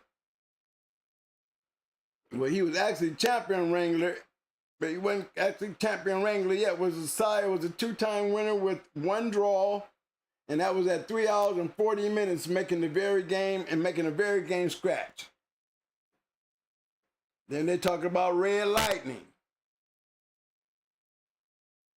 Okay, red lightning is off of Gibson and a daughter of Champion Jocko. I'm just running off the whole little line under there. Talking about Yellow John, Grand Champion Ace, Mayday's pedigree and winning record speaks for itself. I have no doubt that these puppies will put you in the top competition and will continue the greatness like those in its line. Look, all puppies, $800. Only a few will be sold. First come, first serve. First come, first serve basis. Never sold out of down one of them. Not the fact that nobody want them. It's just I didn't have enough to want to sell. That's what it was. I didn't have enough to want to sell. But look, y'all.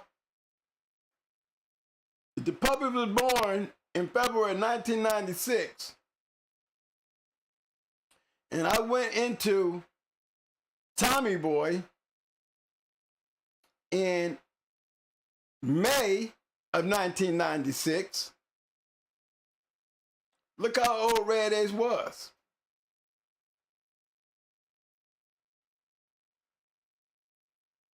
And look how old she was when I took her off the pups and went into Tommy Boy. Her puppies was just turning not even quite 90 days when I went to Puerto Rico. So maybe I didn't give her enough time to lay down and rest. But hey, I'm learning too. I wasn't learning about how to match a dog, but I was learning about how to breed and not mess up and be in such a hurry to do what I was doing. But keep in mind, y'all, I just wanted to show y'all that. That's 96. Puppies being due.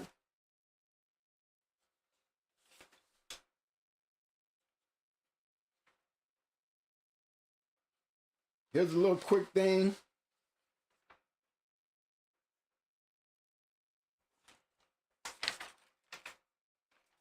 Okay, I'm gonna go back to that. Here's a little quick thing. This was 95. You don't see Mayday on there nowhere. Look at all the dogs. You don't see Mayday on there nowhere. Yeah.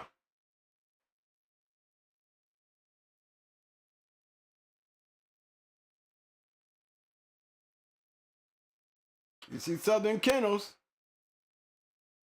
but you're going to see me talking about these people.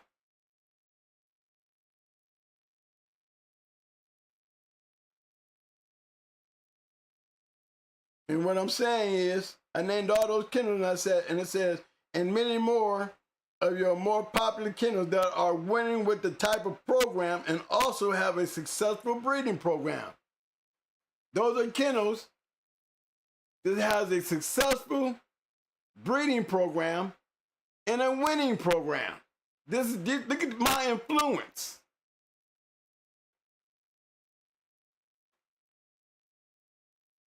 Proper breeding and its modern influence. That's just me talking about it.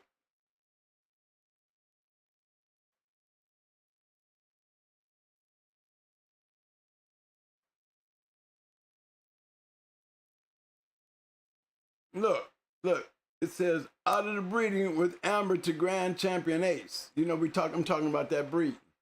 Here's the 95 one.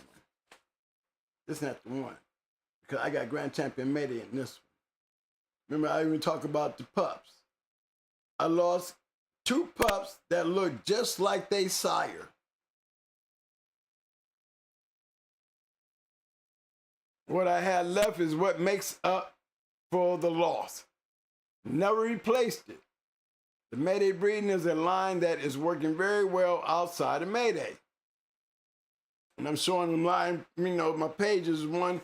I'm really writing DB. Ben Ben. He been in our room. These are things that I sent Ben Ben. And he sent me all this stuff back that he kept all those years. You know, when they read in my crib, they had took my stuff. But this is all the stuff that I sent Ben Ben. When Ben Ben took off and he had read Brat and all them when they were young.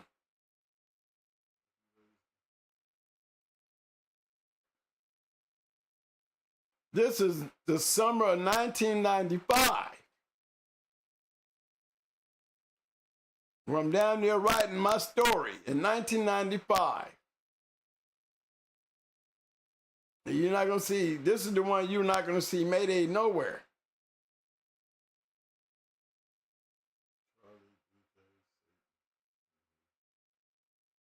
These are, as you'll see,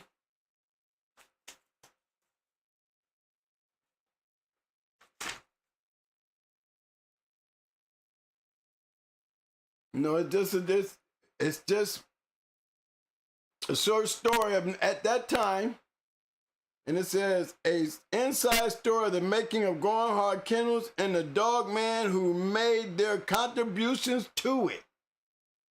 So even then, back then, I'm showing the love. You don't see me bragging and talking shit or putting nobody down. I'm telling you guys my story in 1995. This is before Stone City or Mayday.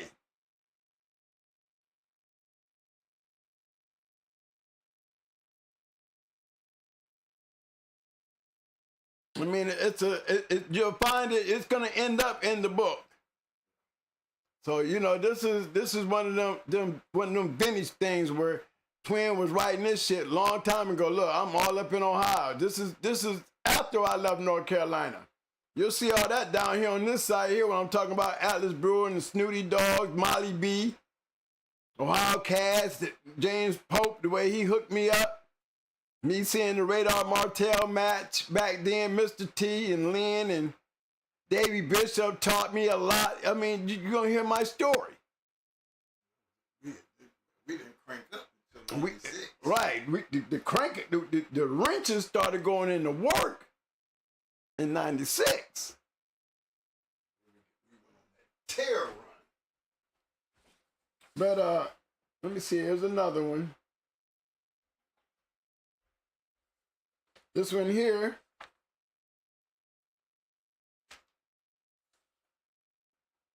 You'll see this one right here. I was talking about all women produce grand champions that can reproduce themselves. You'll see the same thing when you look at champion yellow buck and study the breed. I got Ace being bred to yellow buck will set up what I studied and worked hard for. These pups, when you put it down off a champion Yellow John and Grand Champion Ace, bred to Grand Champion Mayday, Champion Yellow John, Ace bred to Champion Yellow Buck, you will see I will make red and ROM between the two breedings. All I need is 3. And with her talent and her breeding, speaks of everything I've been saying. Gives her a great chance to become a champion herself. Keep in mind, y'all, this is in the early stages. You see me talking about breeding yellow buck and Mayday stuff to Red Ace. And she's still a young dog. I ain't been to Puerto Rico with her yet. But even after I came back without her, I still stuck to the same plan. Y'all see what it is today? It shows hell ain't Red Ace, but you see what I said back then, I never got off of it. I stayed with it. It's right there. This is before it ever happened. I'm telling y'all what's going to happen. This all gives us a better chance to accomplish what we are trying to do without a lot of guessing. I'm not trying to get ahead of myself. I'm just taking all this one step at a time. Taking the best ones, breeding them to the best of these breeds will prove we are on the right track. Give me another 3 years and it will all come about. Growing hard kennels will be on the map and very strong. What does that say? So hurry and move to the country. So hurry and move to the country where we can become famous. Feel me? This is to my kennel partner. You better keep an eye on that Grand Champion Satan and Grand Champion Sable breeding. Growing hard Boomer is a very important prospect. When you look at his breeding, you will see that Paul is on to something that is working. He is being consistent in his wins and in his breeding program. I will be getting a male and a female from this upcoming breeding with Roblox Grand Champion Joey. Yeah, they were going to give me a male and female.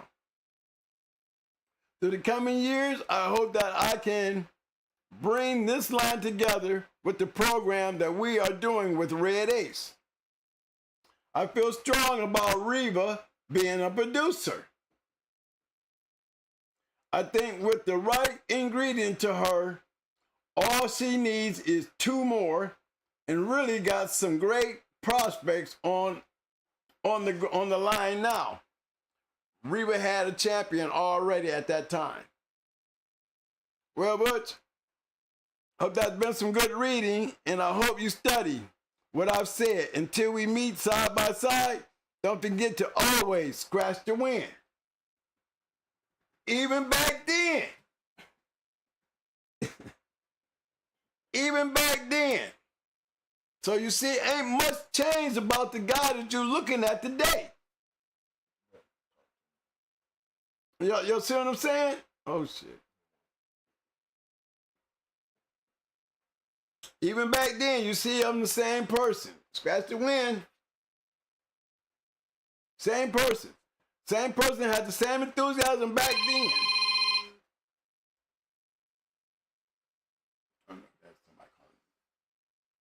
You know what I mean? Hello? So, Hey, what up? Doing the show.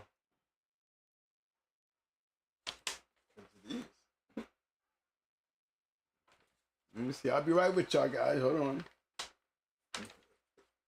Oh, we're on the show.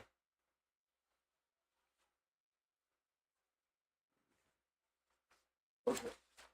Oh, love you too, baby. I had Dad call you as soon as he's done. Okay. Another one of the kids checking in. Ain't that nice? No, I'm gonna take them way back. All right, y'all, I'm gonna go back in here again. Now, y'all might not see that real clear, but I know y'all see that November, December 1988. You see that Greg Lester up there, Bluegrass Kennels. Bluegrass Kennels. Who is that dog right there?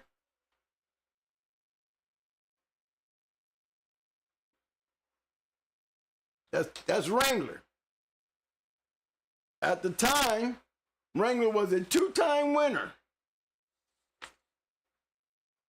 Let me bring a little closer down there so y'all can see a little closer. See? He's only a 2-time winner, a 1-time draw. He's not champion Wrangler yet. 1988.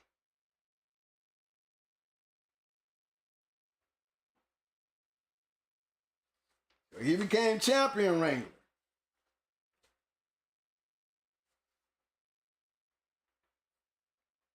This is your boy.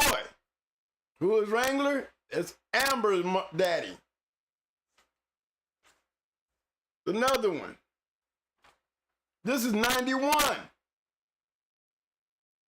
You see who I'm interested in. Guess what? I got a chance to see all these dogs right there on the yard. World champion Pretty Mama being bred to Beetlejuice. You know what Beetlejuice was? Windy City. That was my second time going.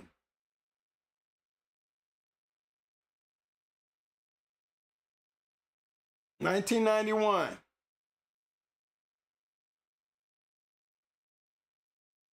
Look at that.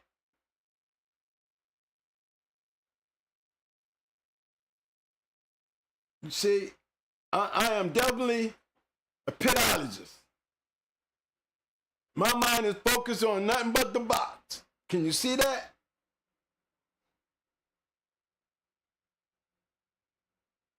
Champion Reno literally made the champion boat action. ROM. Champion Mr. Rogers. I'm looking at this stuff and I'm saying, this is how you got to breed. I don't know how the hell y'all breed these days, but this is the kind of shit that's winning. This is how you breed. Now, I'm looking at this shit looking like, this is what I must do. That's why when you look at our pedigrees, you will understand why we breed the way we breed.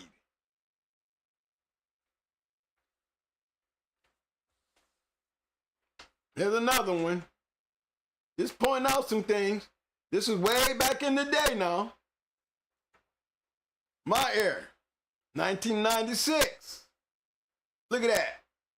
You see that Stone City down there? 1996. Look, I'm already jocking. See if I can get that closer.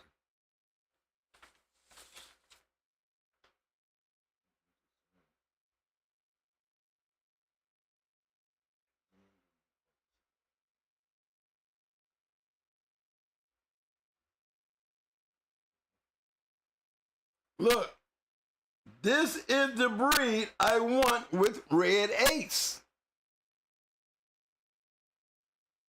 I came back with one of those puppies, y'all. I came back with one of those puppies. That's Champion Yellow Buck right here. That's Champion Yellow Buck.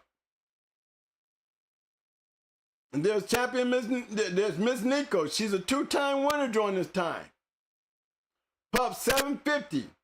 2 more litters side by Champion Yellow Buck. Look how quick I was. Look. I was on the bandwagon back then.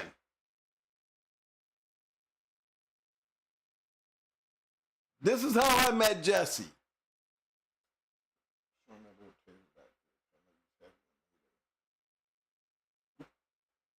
Well, you won't see it in this one. I can't. I gotta look over here. Remember what I told y'all?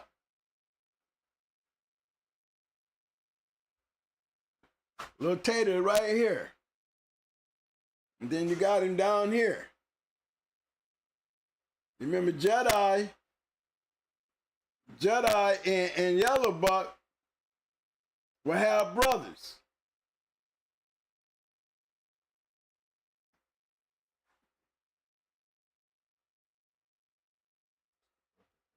You know, we can pull the pedigree up, but this is back in '96 that you hear me talking about breeding Red Ace to Yellow Buck. You heard me talking about breeding Mayday to Red Ace. Red Ace to Apache? No, it was Amber to Apache. Angels Apache. I was breeding the Angels Apache with Red Ace's mama when I saw Mayday. Here's Mayday, 96.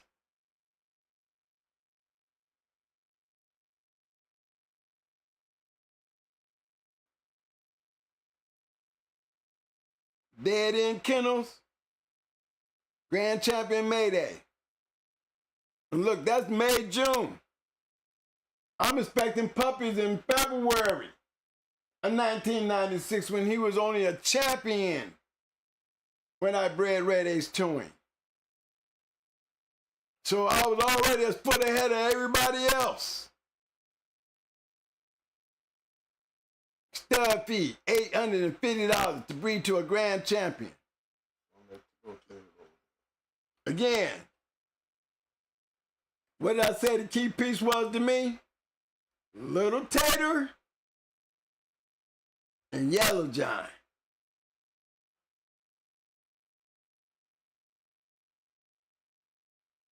You go over there, both of them pedigrees, you see these same dogs. Yeah. I was ahead.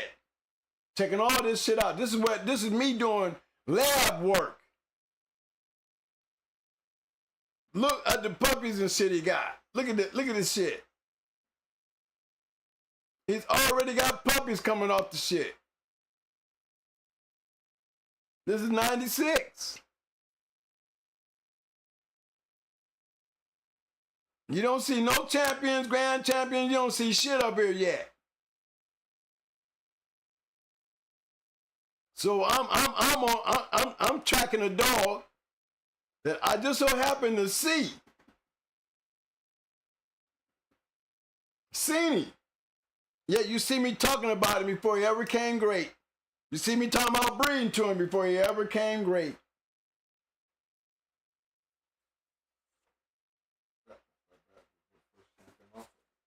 Yep, that's why Brad was the first champion off of him.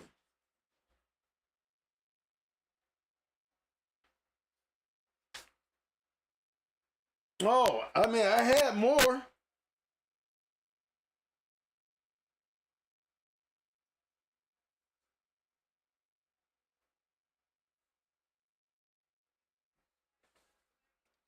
Look, this is 1988.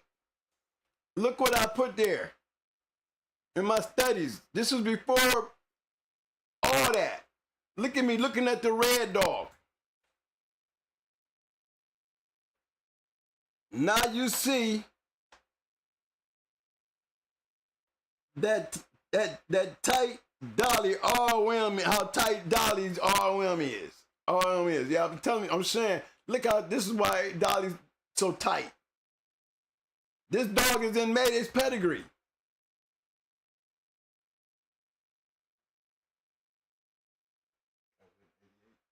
Yeah, this is 88. This is before Dolly and them. See that tombstone on there too. Oh yeah, all that's in Mayday. All that. Up to the top. I'm just showing you old school, back in the day shit.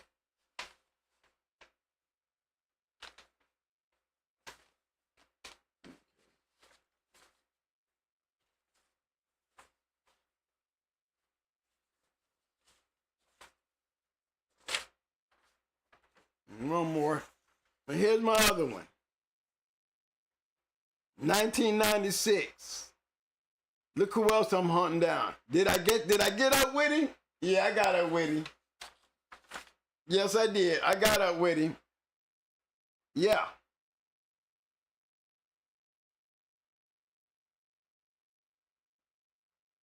Look what he working with. Look at my conglomerates. I'm collaborating with them. And now I went from collaborating with them to them being my conglomerates. Now I'm doing business, a relationship. All the people that you see that I grew on, everything that I built was based on what these guys put in front of me. If I can count and I can read, then I should be able to do what they doing. Super nice boots. Look at the kennel names that I'm messing with. Jeep. Remember I had Goldie. Triple Jeep bitch, right off the Jeep. All the shit that I like, yellow.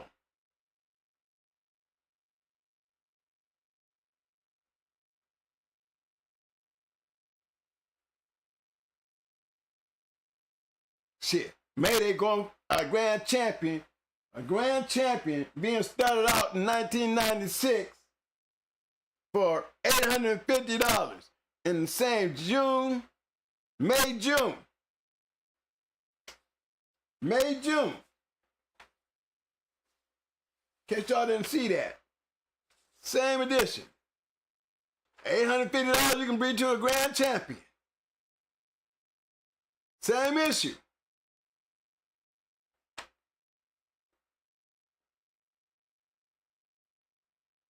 Yeah, you can breed the goddamn Bozak for $1,000.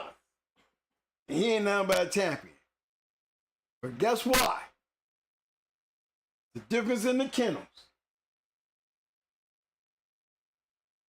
Difference in the kennels. Now let's keep in mind now, Mayday still had litter mates. He had champion Dragon Lady and champion Choice. Okay? But these dogs here was already circuit bound.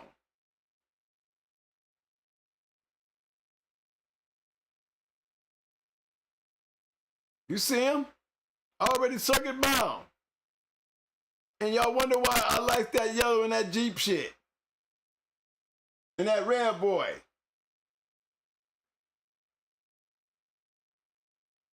Remember, look how Bebe is bred.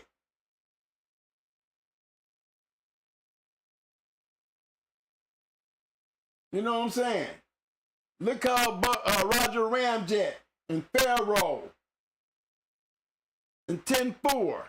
Look how they bred. They bred with a combination of the Jeep, Yellow, Mayday, Stone City, the Going Hard Connection. I'm sitting back doing this shit.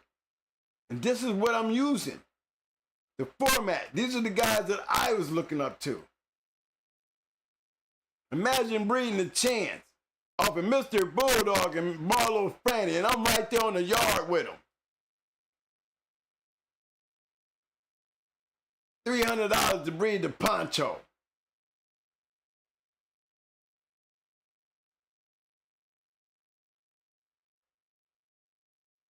I bred Pretty Mama, Pretty Mama, I bred her, that's the one I bred the Bozak. I used to have a picture of it, of the breeding. Yeah, I could have went to Milo and Mystic and them. But why when I got a chance to breed the Bozak? The Red Man had just ran off. He just lost champion Red Man.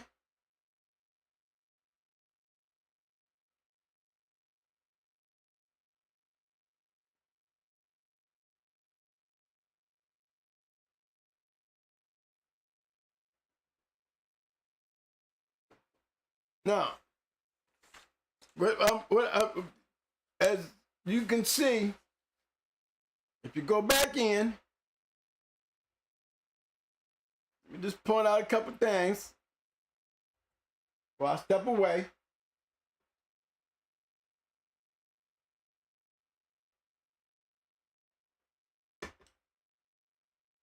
There's a difference between how y'all was breeding and the way I was breeding. There's a difference. You see what I was trying to breed. You see what I was looking to do. You see what I was trying to do.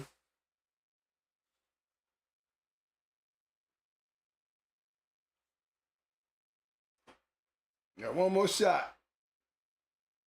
This is the dog that I beat with to beat the Legion of Doom with. Oh, hold on. Let me go back here. What I do? I lost my picture here. I gotta go back here. Yeah. APBT papers.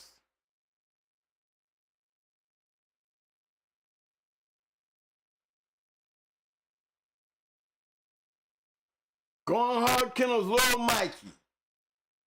Look how Little Mikey was bred.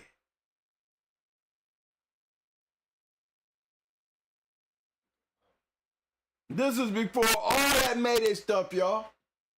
This is before all that. This dog here is the dog I beat the Legion of Doom with.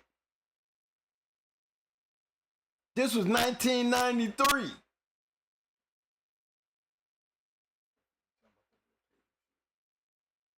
$1993.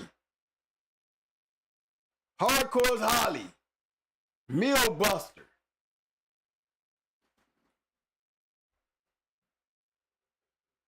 There you go that little tater and there go that Buster. Look at that Windy City. Rocky.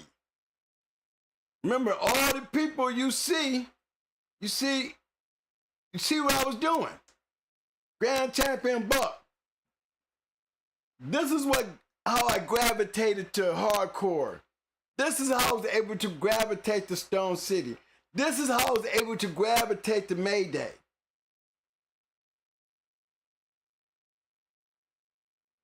ADBA.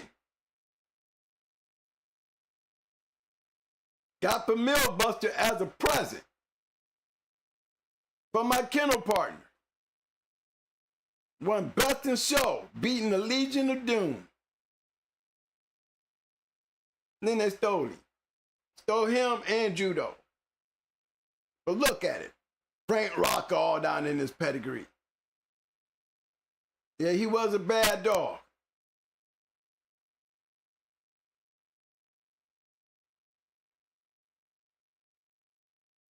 Thanks to James Pope.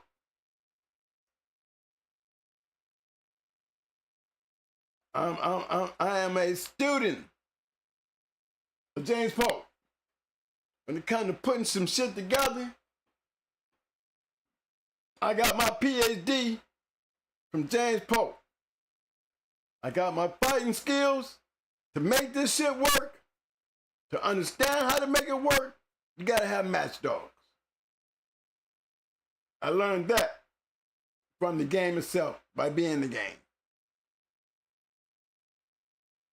You don't see me running around here with no pedigrees trying to be pretty. You see me getting this shit and putting it together and matching it.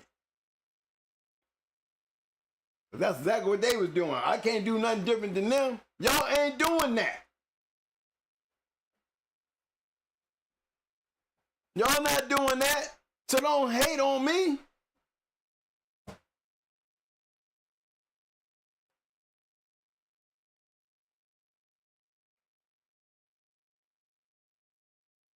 Yeah, everybody that I thought, we even bred Amber to rock a Stonewall before.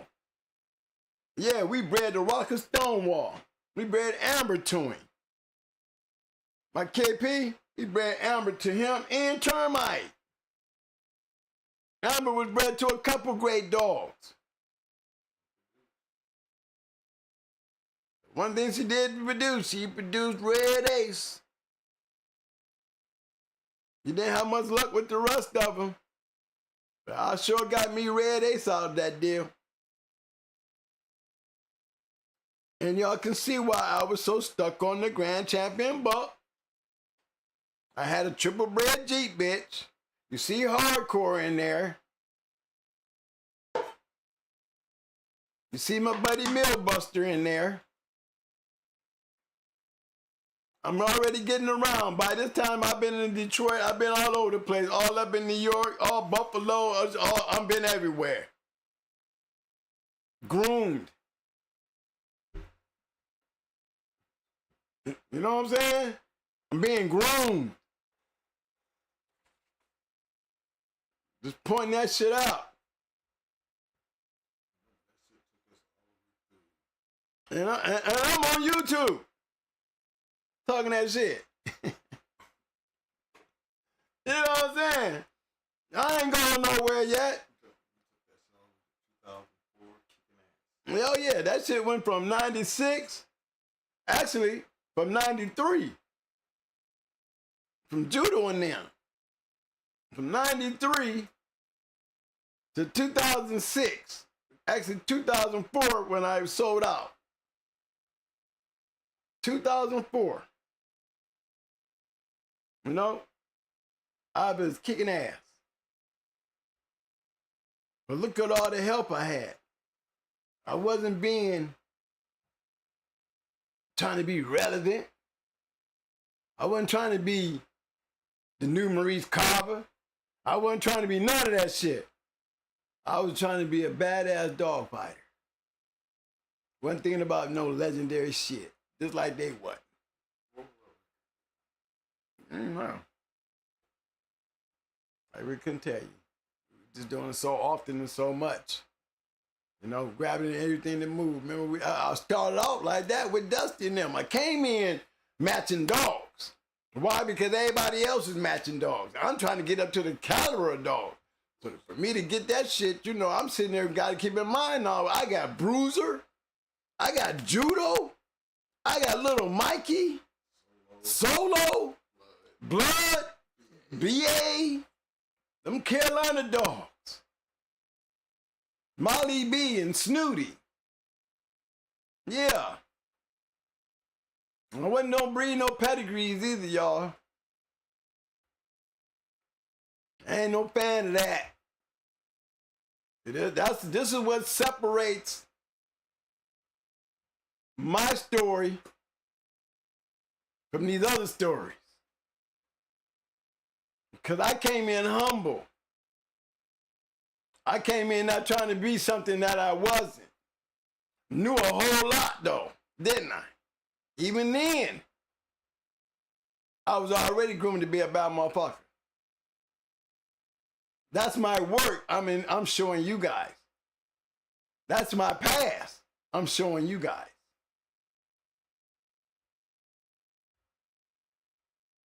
Okay. I'm gonna show you. I'm gonna go in.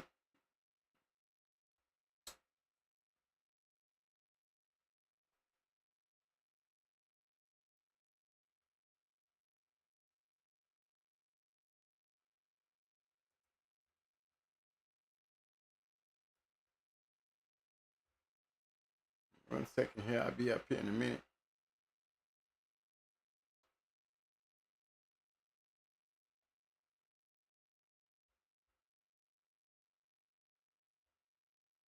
No, that one.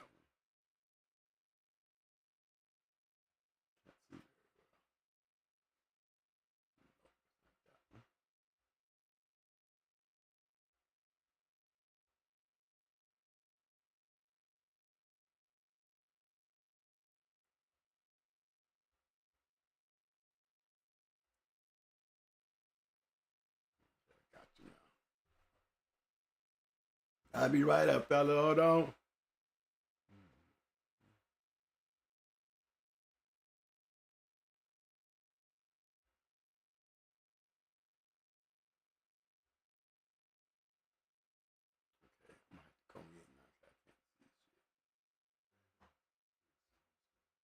Hmm? Yeah.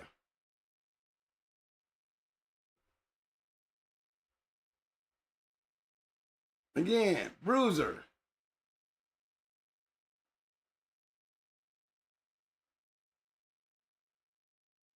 This was in the 90s.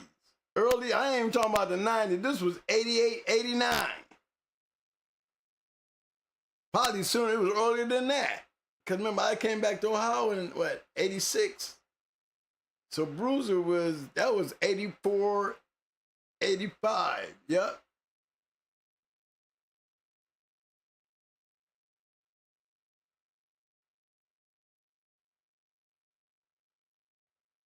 Didn't know shit then. Just had them. Didn't know a damn thing. I just had them. Another one.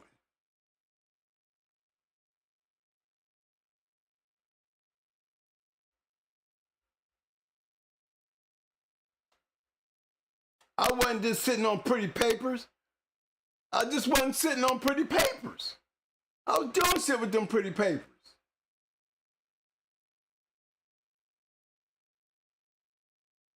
I don't see blood.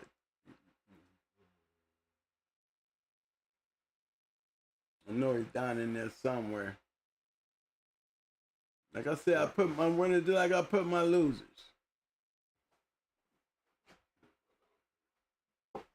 I go to judo first then. They go blood, yeah.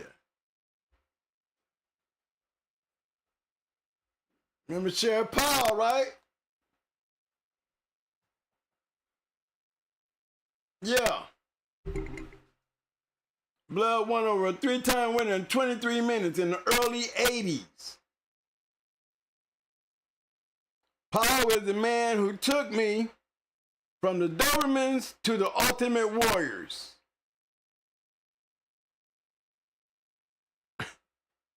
We talk about Sheriff Paul all the time. Go down in history to the tornado dog. I'm telling you, the sports gods. It was the sports gods. I was destined. Who could be so damn lucky and not even know it? Just going with the flow.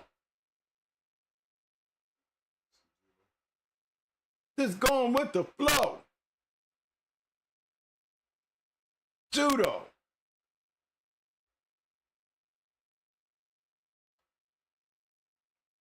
Two-time winner, one-time game loser, but look, I'm telling you the story. But look at what I'm sitting on. 80s. I moved back to Ohio in 86. This was in 87. Look at me going into with the So-So Boys, that two-time winner Jughead. We beat some damn good dogs with him. I learned the hard way. First time out, I'm going to take him in at 46, and he's a 35-pounder. Remember, I'm just putting dogs at any kind of weight. I had to get straightened out. That's what they were doing in the Carolinas. The whole time they trying to beat me with their little skinny dogs. We ain't swimming, we ain't got no meals, and we whooping them with these dogs.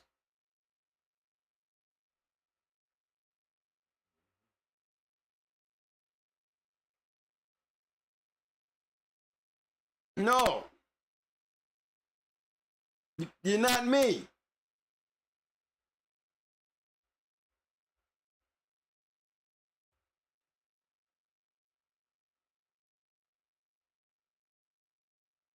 How lucky can a brother be?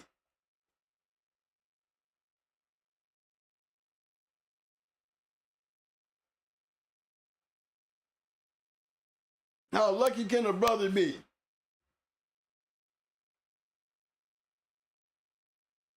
And this is my earlier days. My early days. I know Mikey up in there somewhere. I can't see him. There you go. There go little Mikey.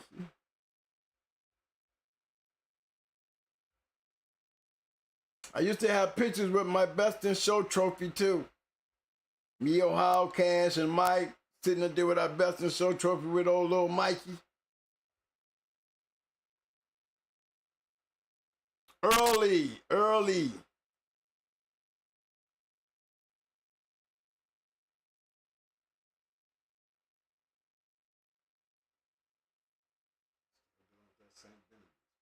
You got that same Benny this year. Y'all see that same Benny Little Compton down there of that grand champion. But you can see the form. You can see my development. These are the dogs that became along before all these. These are the dogs that led me to Windy City. These are the dogs that led me to Stone City. Grand champion Buck. Hardcore Kennels. These guys led me that direction.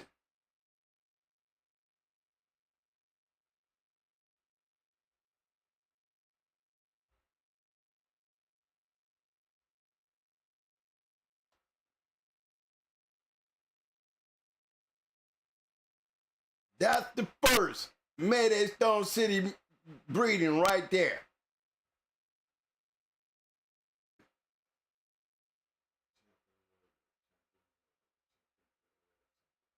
I was destined. Y'all can hate all you want. Hate all you want. But that's the first Mayday Stone City breed right there. And look at that result. Champion Waterday, Champion Yellowbird, Champion Elrod, Champion Gus. What?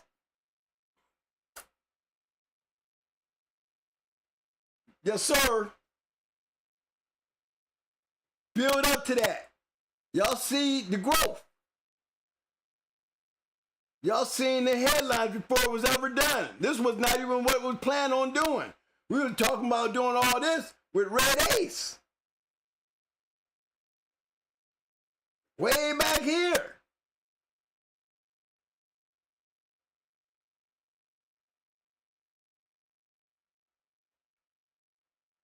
Past 11, 11:20. I can go in and start bringing her down now. Okay. This pointed out what they call it, man? Conglomerates?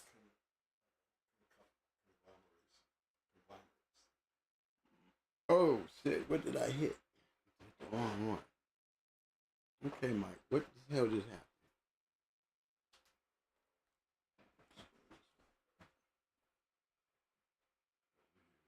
Okay, go back there. Okay. I got it. So I'll be back. Give it a second here. No, it ain't back yet, though. Hold on. Let me push the button.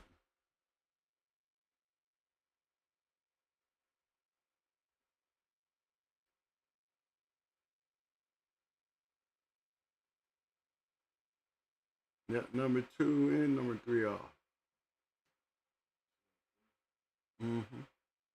Let's see. Which one's you on? 4?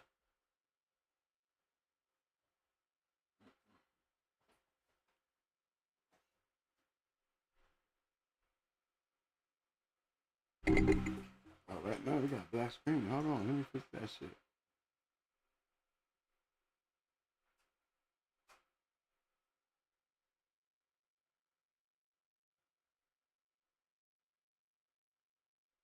Ain't back yet.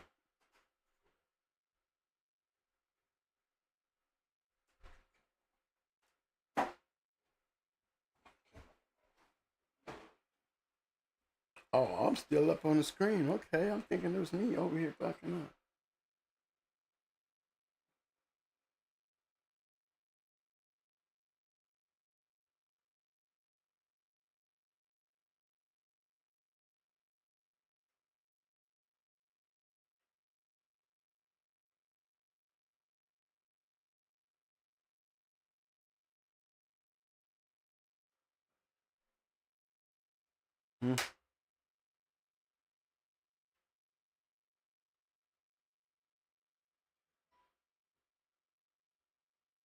Yeah, while he doing that right there,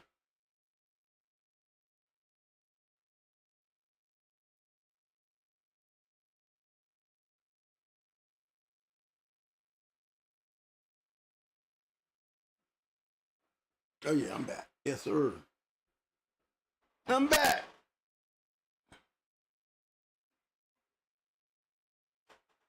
Why it looks so dark?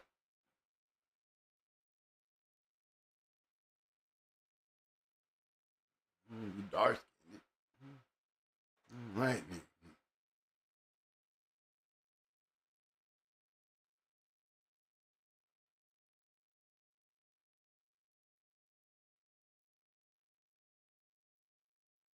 That's okay. No. Yeah, there you go. Yes, sir. I'm back. Power failure. Power failure. We back. We back. Okay, y'all. I think that plays a big part in a person's motivation of where I started, where you can't get rid of that. For all you new guys out there that's trying to come into the game and like what you're hearing, but it's a different story when I sit there and literally take you down that road what road I was on. How could I go wrong? Remember, I'm talking about getting dogs from Joey, right there. You know what I'm saying? Suburbanite Paul, I got Reva. That's Grand Champion Sable. Bred the Grand Champion Satan. I got Satan right there. Charlie, BJ. We matching dogs. You don't get me confused. Don't compare me or share me. Cause I ain't that. See, I wanted to go over that with the conglomerates of my circle. What sets me apart and why I don't belong. why I won't fit and I can't fit. See, I'm straight from the sewer. I'm straight from the dark side. I'm straight from the past.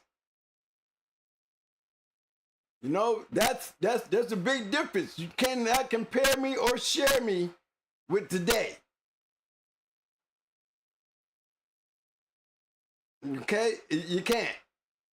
And yet I can sit there and tell you and be honest about it. This is what makes me relevant. No, it's not a brag, it's a fact. You want to call it a brag? Then only reason you'll call it a brag because you're not on that level to take it as a fact.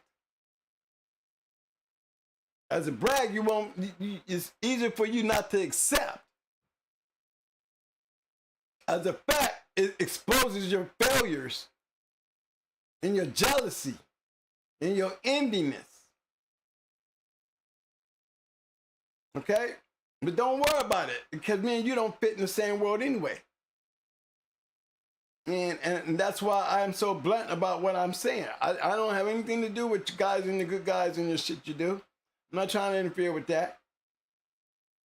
But know who you fucking with. We're still talking about American Pit Bulls. Your kind and my kind. They're not the same. Don't ever fool yourself. Not as long as I'm out here. To get like me, you got to be me. You got to put in some work. Don't try to share that space. Because I ain't trying to take your space. Just stay where you belong and I stay where I belong and we all get along just fine. But that's just keeping it real. See, there's been a confusion here where y'all getting me kind of crossed up with this shit where, no, I can do the same thing what I just did with my shit. I can do it with Mama, Ohio Cash, Triple M, Tony Wade, any Super Kennels, Roster Man, Schoolboy. These are great dog men who had great dogs who put in the work. You can't compare us to y'all. As bad as you want to be us, you're not. And I'm not talking about anybody in particular, but if you've got a little taste in your mouth or you find yourself scratching your head, I might be talking to you. Not meant for everybody. But if that's the ones that don't doing this and have these little issues where you feel that you're on my damn level to discuss going hard in your mouth, let me be nice. My turn. Ha! Yeah, Mike got on the mic now. Get my point across. I ain't out here to be friendly or kumbaya. I don't handle that part of the business. I handle the competitive side. And I ain't sharing my work with nobody. I'm trying to share it with everybody. Get that point across. Don't try to elevate yourself over here because there's no space for you over here. I ain't trying to invade your zone. Just stay out of mine. That's all. I shouldn't have no conflict with nobody out here, but yet we do. And for what? No. I'm not the friendly type. I'm not the business type on that part of the line. So, you know, I'm almost irrelevant when it comes to that part of the game. And I'm gonna always, you know, Mike, he probably shearing and, you know, going up because he know I'm going to say what I want to say. I'm going to act the way I want to act. I might not agree with everything he said, and I'm not going to go along with everything he go along with because we are two different people. So shit that he might go along with, I don't want to go along with, and I don't. And I don't. So not putting everybody and nobody on blast, and you know, y'all don't see me out here running around on everybody's board and trying to communicate and all that because I always felt like I didn't belong anyway. You know, it's not for me to do. because I'm a competitor. And I start trying to compete with some people that's not even in that competing mode, it's not going to look right. Y'all going to be trying to elevate yourself in a space that you're in my airspace and it's being invaded, and I can't let that happen. Because only people that belong up there. You're not going to be trying to be on a damn roster man or a triple M or a mile or even a going hard level, and I'm going to be right there at the bottom. You got to pass me to get to them. So, and I call it all than that, you know? It's all than that, and I'm not acting. I didn't know went to acting school or nothing. I am about the realest you gonna see. Like I said, if you scratching your head or you looking around like I'm talking about you, maybe I am. But I ain't putting no names on nothing. And for those that got that feeling, maybe it's because of the way you are. You know, never didn't try to invade in nobody's space. I ain't never tried to do none of that. Yet we always seem to be a target because somebody's trying to elevate and we're not on the same level at all. So I'd be like, hey, Mike, handle that. You don't want me to handle it because I don't know how to do nothing but compete. I take it as a challenge. So I'm going to compete. You know, I wish you was back in here on the bus with me, and I'll be making damn sure you had a dog. And Lord knows if you get on that yellow footprint and ain't holding the dog, I'm really gonna clown. This nigga ain't got a dog. This nigga ain't got a dog. I'm sorry. But you know, you get back on the bus over here, we going back here where you better have a dog. And better have one to talk about. And be some shit that you put the work in on. Okay? If it ain't that, then what are you doing on that bus?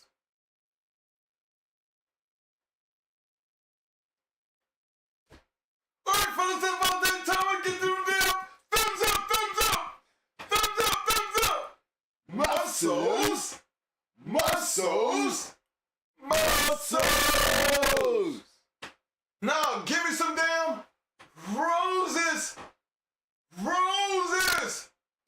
We need them damn roses. Yeah, fellas, you know, I had to take y'all back in the back and bring y'all back up here to the front so we don't get no misconfusion on whose illusions the city is, you know what I'm saying? The conglomerates and the conglomeration, you know? Me conglomerating with everybody was able to build what we built by the people we were around. You know, we wasn't trying to be nobody but ourselves. Those doors opened to us because we was worthy to be there. We was worthy to be there and to learn. It was worthy to get out there and put in the work, to be them.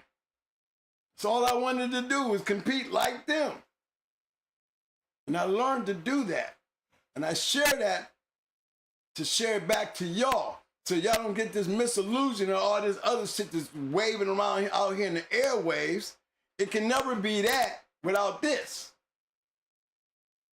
I had to take y'all back down that road so you can see it don't come no other way. It don't come no other way. So while everybody riding on that fuck the past, I'm gonna go with what I got now. I can say that's easy for you to say when you ain't got shit. And ain't done shit. That's all I'm saying. You know, and you're the one thing for sure, you're right. I would try to eliminate that shit back there too if I can't stand up to it. You go back here and look at my shit today and you look back there at my shit, you see I belong where I am right here in this chair. Got me fucked up if you don't believe it. The only way you don't believe it because you got hater glasses on, you got some type of hate in you, got some type of enviness in you, or you got the fact that you know you realize you ain't me. Trying to be relevant about a world that you're not a part of, but you want to be. But that's okay though, because I ain't hating. I'm cool with it. Just don't be stepping in my space. Don't come at me like you really on a basis that you can even try. You know? And when I say shit tastes sour, I meant shit tastes sour. I know what sour tastes like. And you know, might not be in agreement with it, but I ain't gonna hate on it because hey, I ain't trying to stop nobody from doing what you're doing. You know, it just would be a bigger help if you had the right people helping you. You'd be all right. But you didn't, you know, you fuck up with the right people. Guess what? Then I mean, you're gonna be dealing with a whole lot of wrong people because you don't know what it look like when you got somebody right on your side. And, you know, once you do that to me, I'll never be on your side. So, you know, there's two of us. You know, you don't take but one to handle that. You know, this one right here, I am far away from all that shit. So, just keeping it real. You know, I rather stay in my space, in my world, where my attitude belongs. You know, where y'all trying to get away from. You know, I'm going to stay back here and just, you know, reminisce on it. And for all those young guys out there who wants to take that chance and take that honor to do that, hey, I ain't encouraging you to do nothing, but I ain't going to tell you what to do and what not to do. And don't let nobody else tell you either. That's all. Just be safe and be real. Your show now, Mike. Love y'all guys. Hope y'all like what I did tonight. All right, fellas. We're going to close this bad boy down. Look, I mean, I hate to repeat myself, you know, especially when I come. I need to see it on the damn thumbs up. This is Talk Shit Tuesday. I need to get them thumbs up. I need to get them damn muscles to flowing. And I definitely need to see some damn roses rolling. Tonight's show, it had a meaning. Conglomeration was a big key to everything that we did. Those who don't know, just check the meaning. You're taking pieces, a group of people, and they all have something to bring something together to make something. What he showed you tonight and what we was trying to get across is how it was done. Remember, I always told y'all you got to have a plan. You got to have a blueprint. You got to create a foundation. Now you got to create the building. Everything that we ever said, we have not backed up off on. Everything we have ever said, we can show you. With no bullshit. Ain't got to be perping and faking the funk. Gonna let you see it for yourself. This is how it was done. This is how we had to start. How are we going to be able to show you how to do something if we don't know what the hell we doing? Or ain't never done it before? That don't make sense when you're talking to a businessman. And trust and believe, my brother did make a point and he been really clear about it. Me and him, we twins, but we are totally two different people. In this kennel, he do what he do, and I do what I do. Don't expect my brother to be like me. Because I don't expect him to be like me. When shit blow up, he'll look at me in my face and be like, man, I told you, man, I don't even know why you be dealing with that shit. Why? Because he's my brother. He feel that way. He take that shit personal. He be ready to get up on your ass.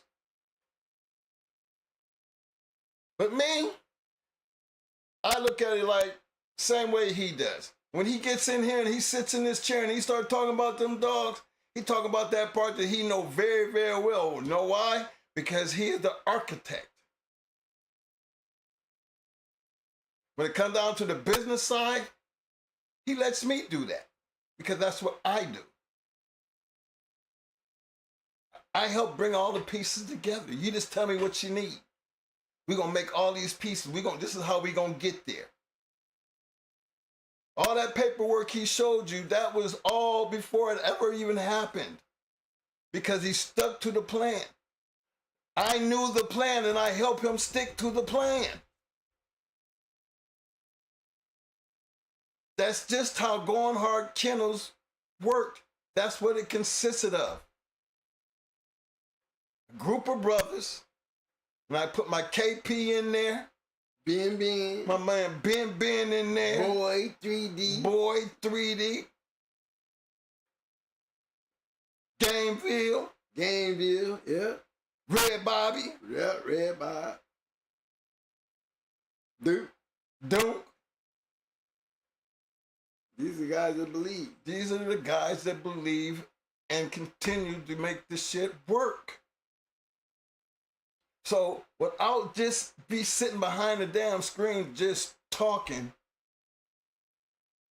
you gotta have something to stand on. Yeah, we forgot about Bad Boy. You Got my man Bad Boy, Slingshot. Come on. Man. I mean, there's so many of them, man. I just be just kind of. And hey, for all the ones that know we be slipping, but y'all know as we get away, be Oreo, all y'all boys up there, up the way. Trust me, y'all know we ain't gonna never forget y'all. You know, it's gonna come up somewhere, somehow, somewhere in these videos. We're not gonna. One day in a book, if God permit me, I want to have a book. I'm gonna have everybody in it. But right now we working on videos, man. That's all, man. That's all we got to work on. And hopefully, based on these videos, man, I can always go back to them. Go back to them, learn something, and then hopefully it'll help you. Because that's the only reason we're doing it. Is trying to really keep it real and pass it forward.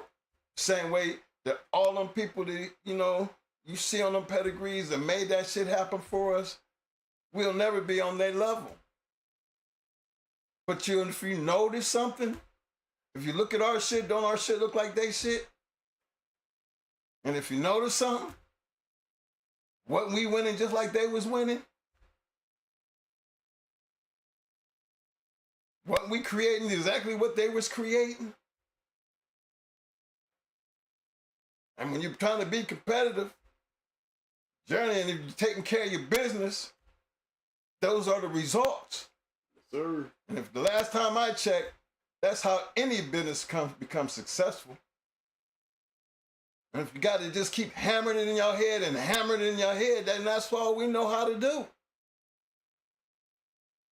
Because failure does not work around here. And we old ass men now. Hell, we can't even die right. You know what I mean? Scratching. We still scratching, man. Goddamn, motherfucker ain't trying to give up just because of the bullshit going on, man. I got people looking for me to scratch, man. I got to keep going. I got to keep going, man. That's how we roll. And that's what we need y'all to do, and understanding any and everything that you do, whether it's in the basement or whether upstairs, whether trying to create something that's going to be different, regardless of what the hell it is the proper way of getting it done. Because anything other than that, you ain't taking care of your damn business. I don't give a damn what you say. Your actions prove everything. Talking ain't prove shit. Your actions will give you the best results on anything you do in life. Don't act like I'm a little kid telling you that. I'm an old ass man saying that to you. So unless you lived it, then I would expect you to understand it.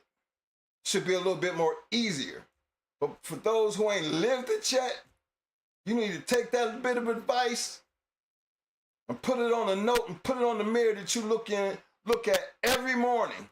Remind yourself. Don't talk about it. Be about it. And that's the real.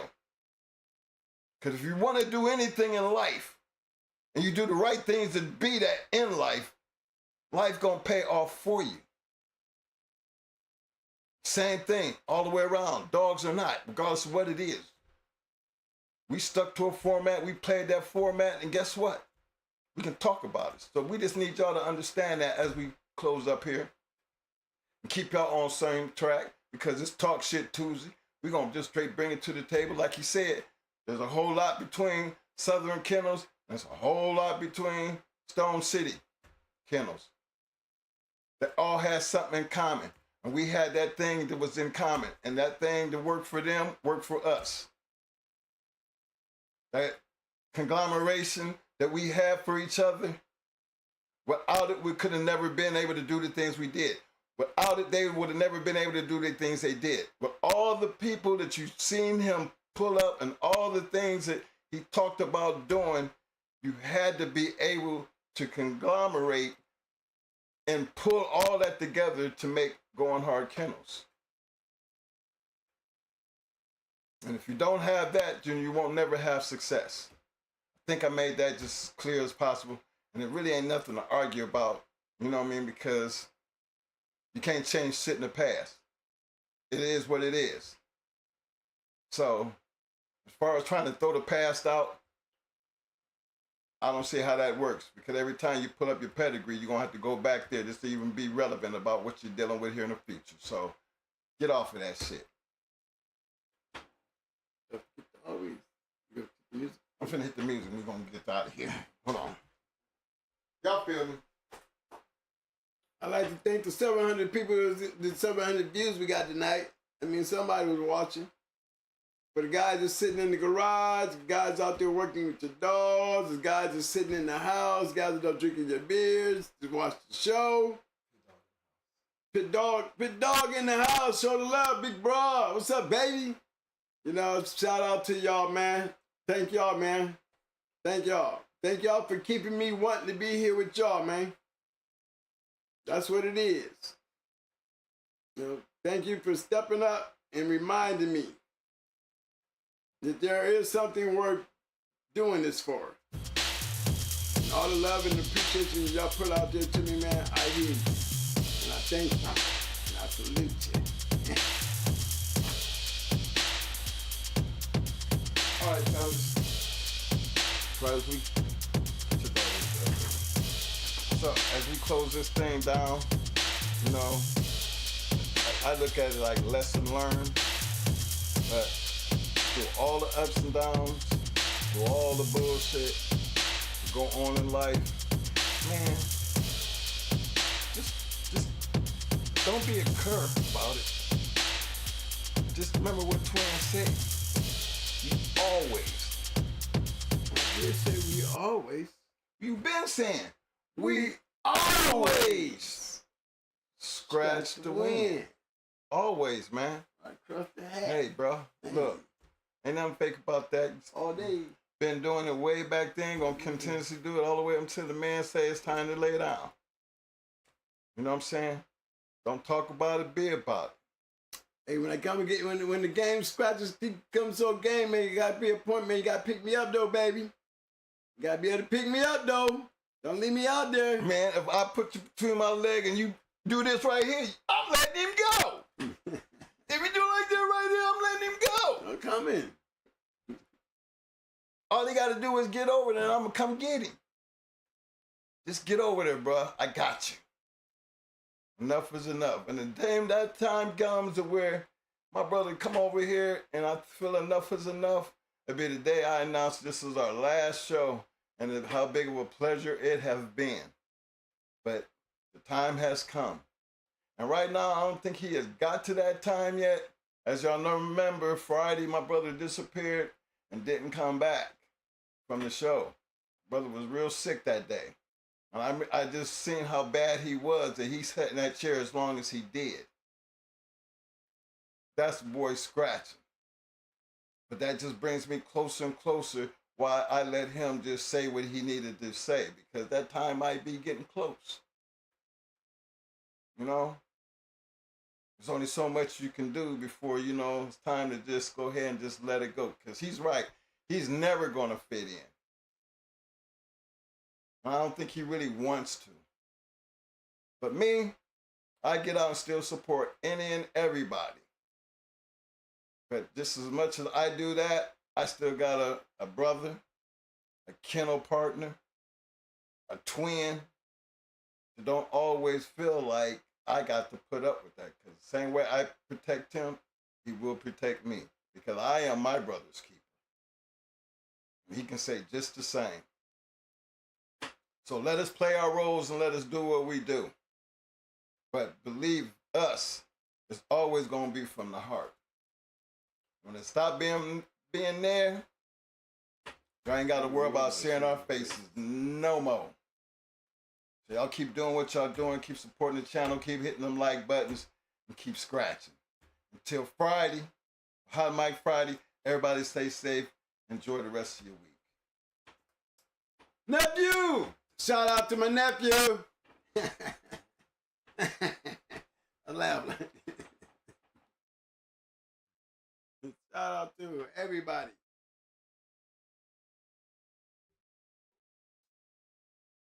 Stand up to be up, baby.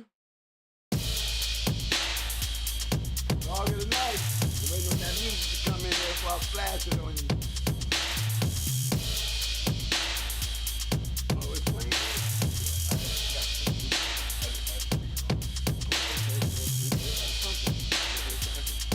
You hear me?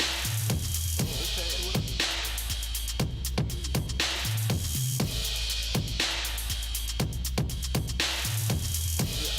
I'm closing out the night, y'all. This is the dog of the night. This is the dog of the night. There she goes. The plan at work. My dog of the night. Thank you, guys. Growing hard Kennels, baby.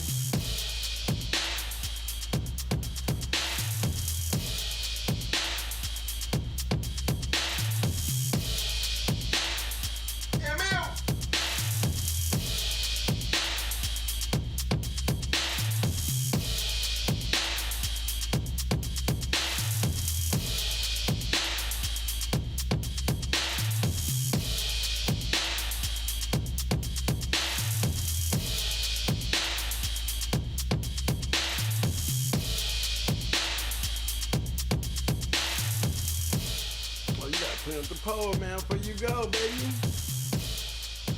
All right, fellas, before we get out of here, let me deal with this poll right quick. We had 156 people who took the poll. Appreciate everybody who participated in the poll. We have poll question. Does unknown and a 4th-generation pedigree turn you off from breeding or buying an American Pit Bull Terrier?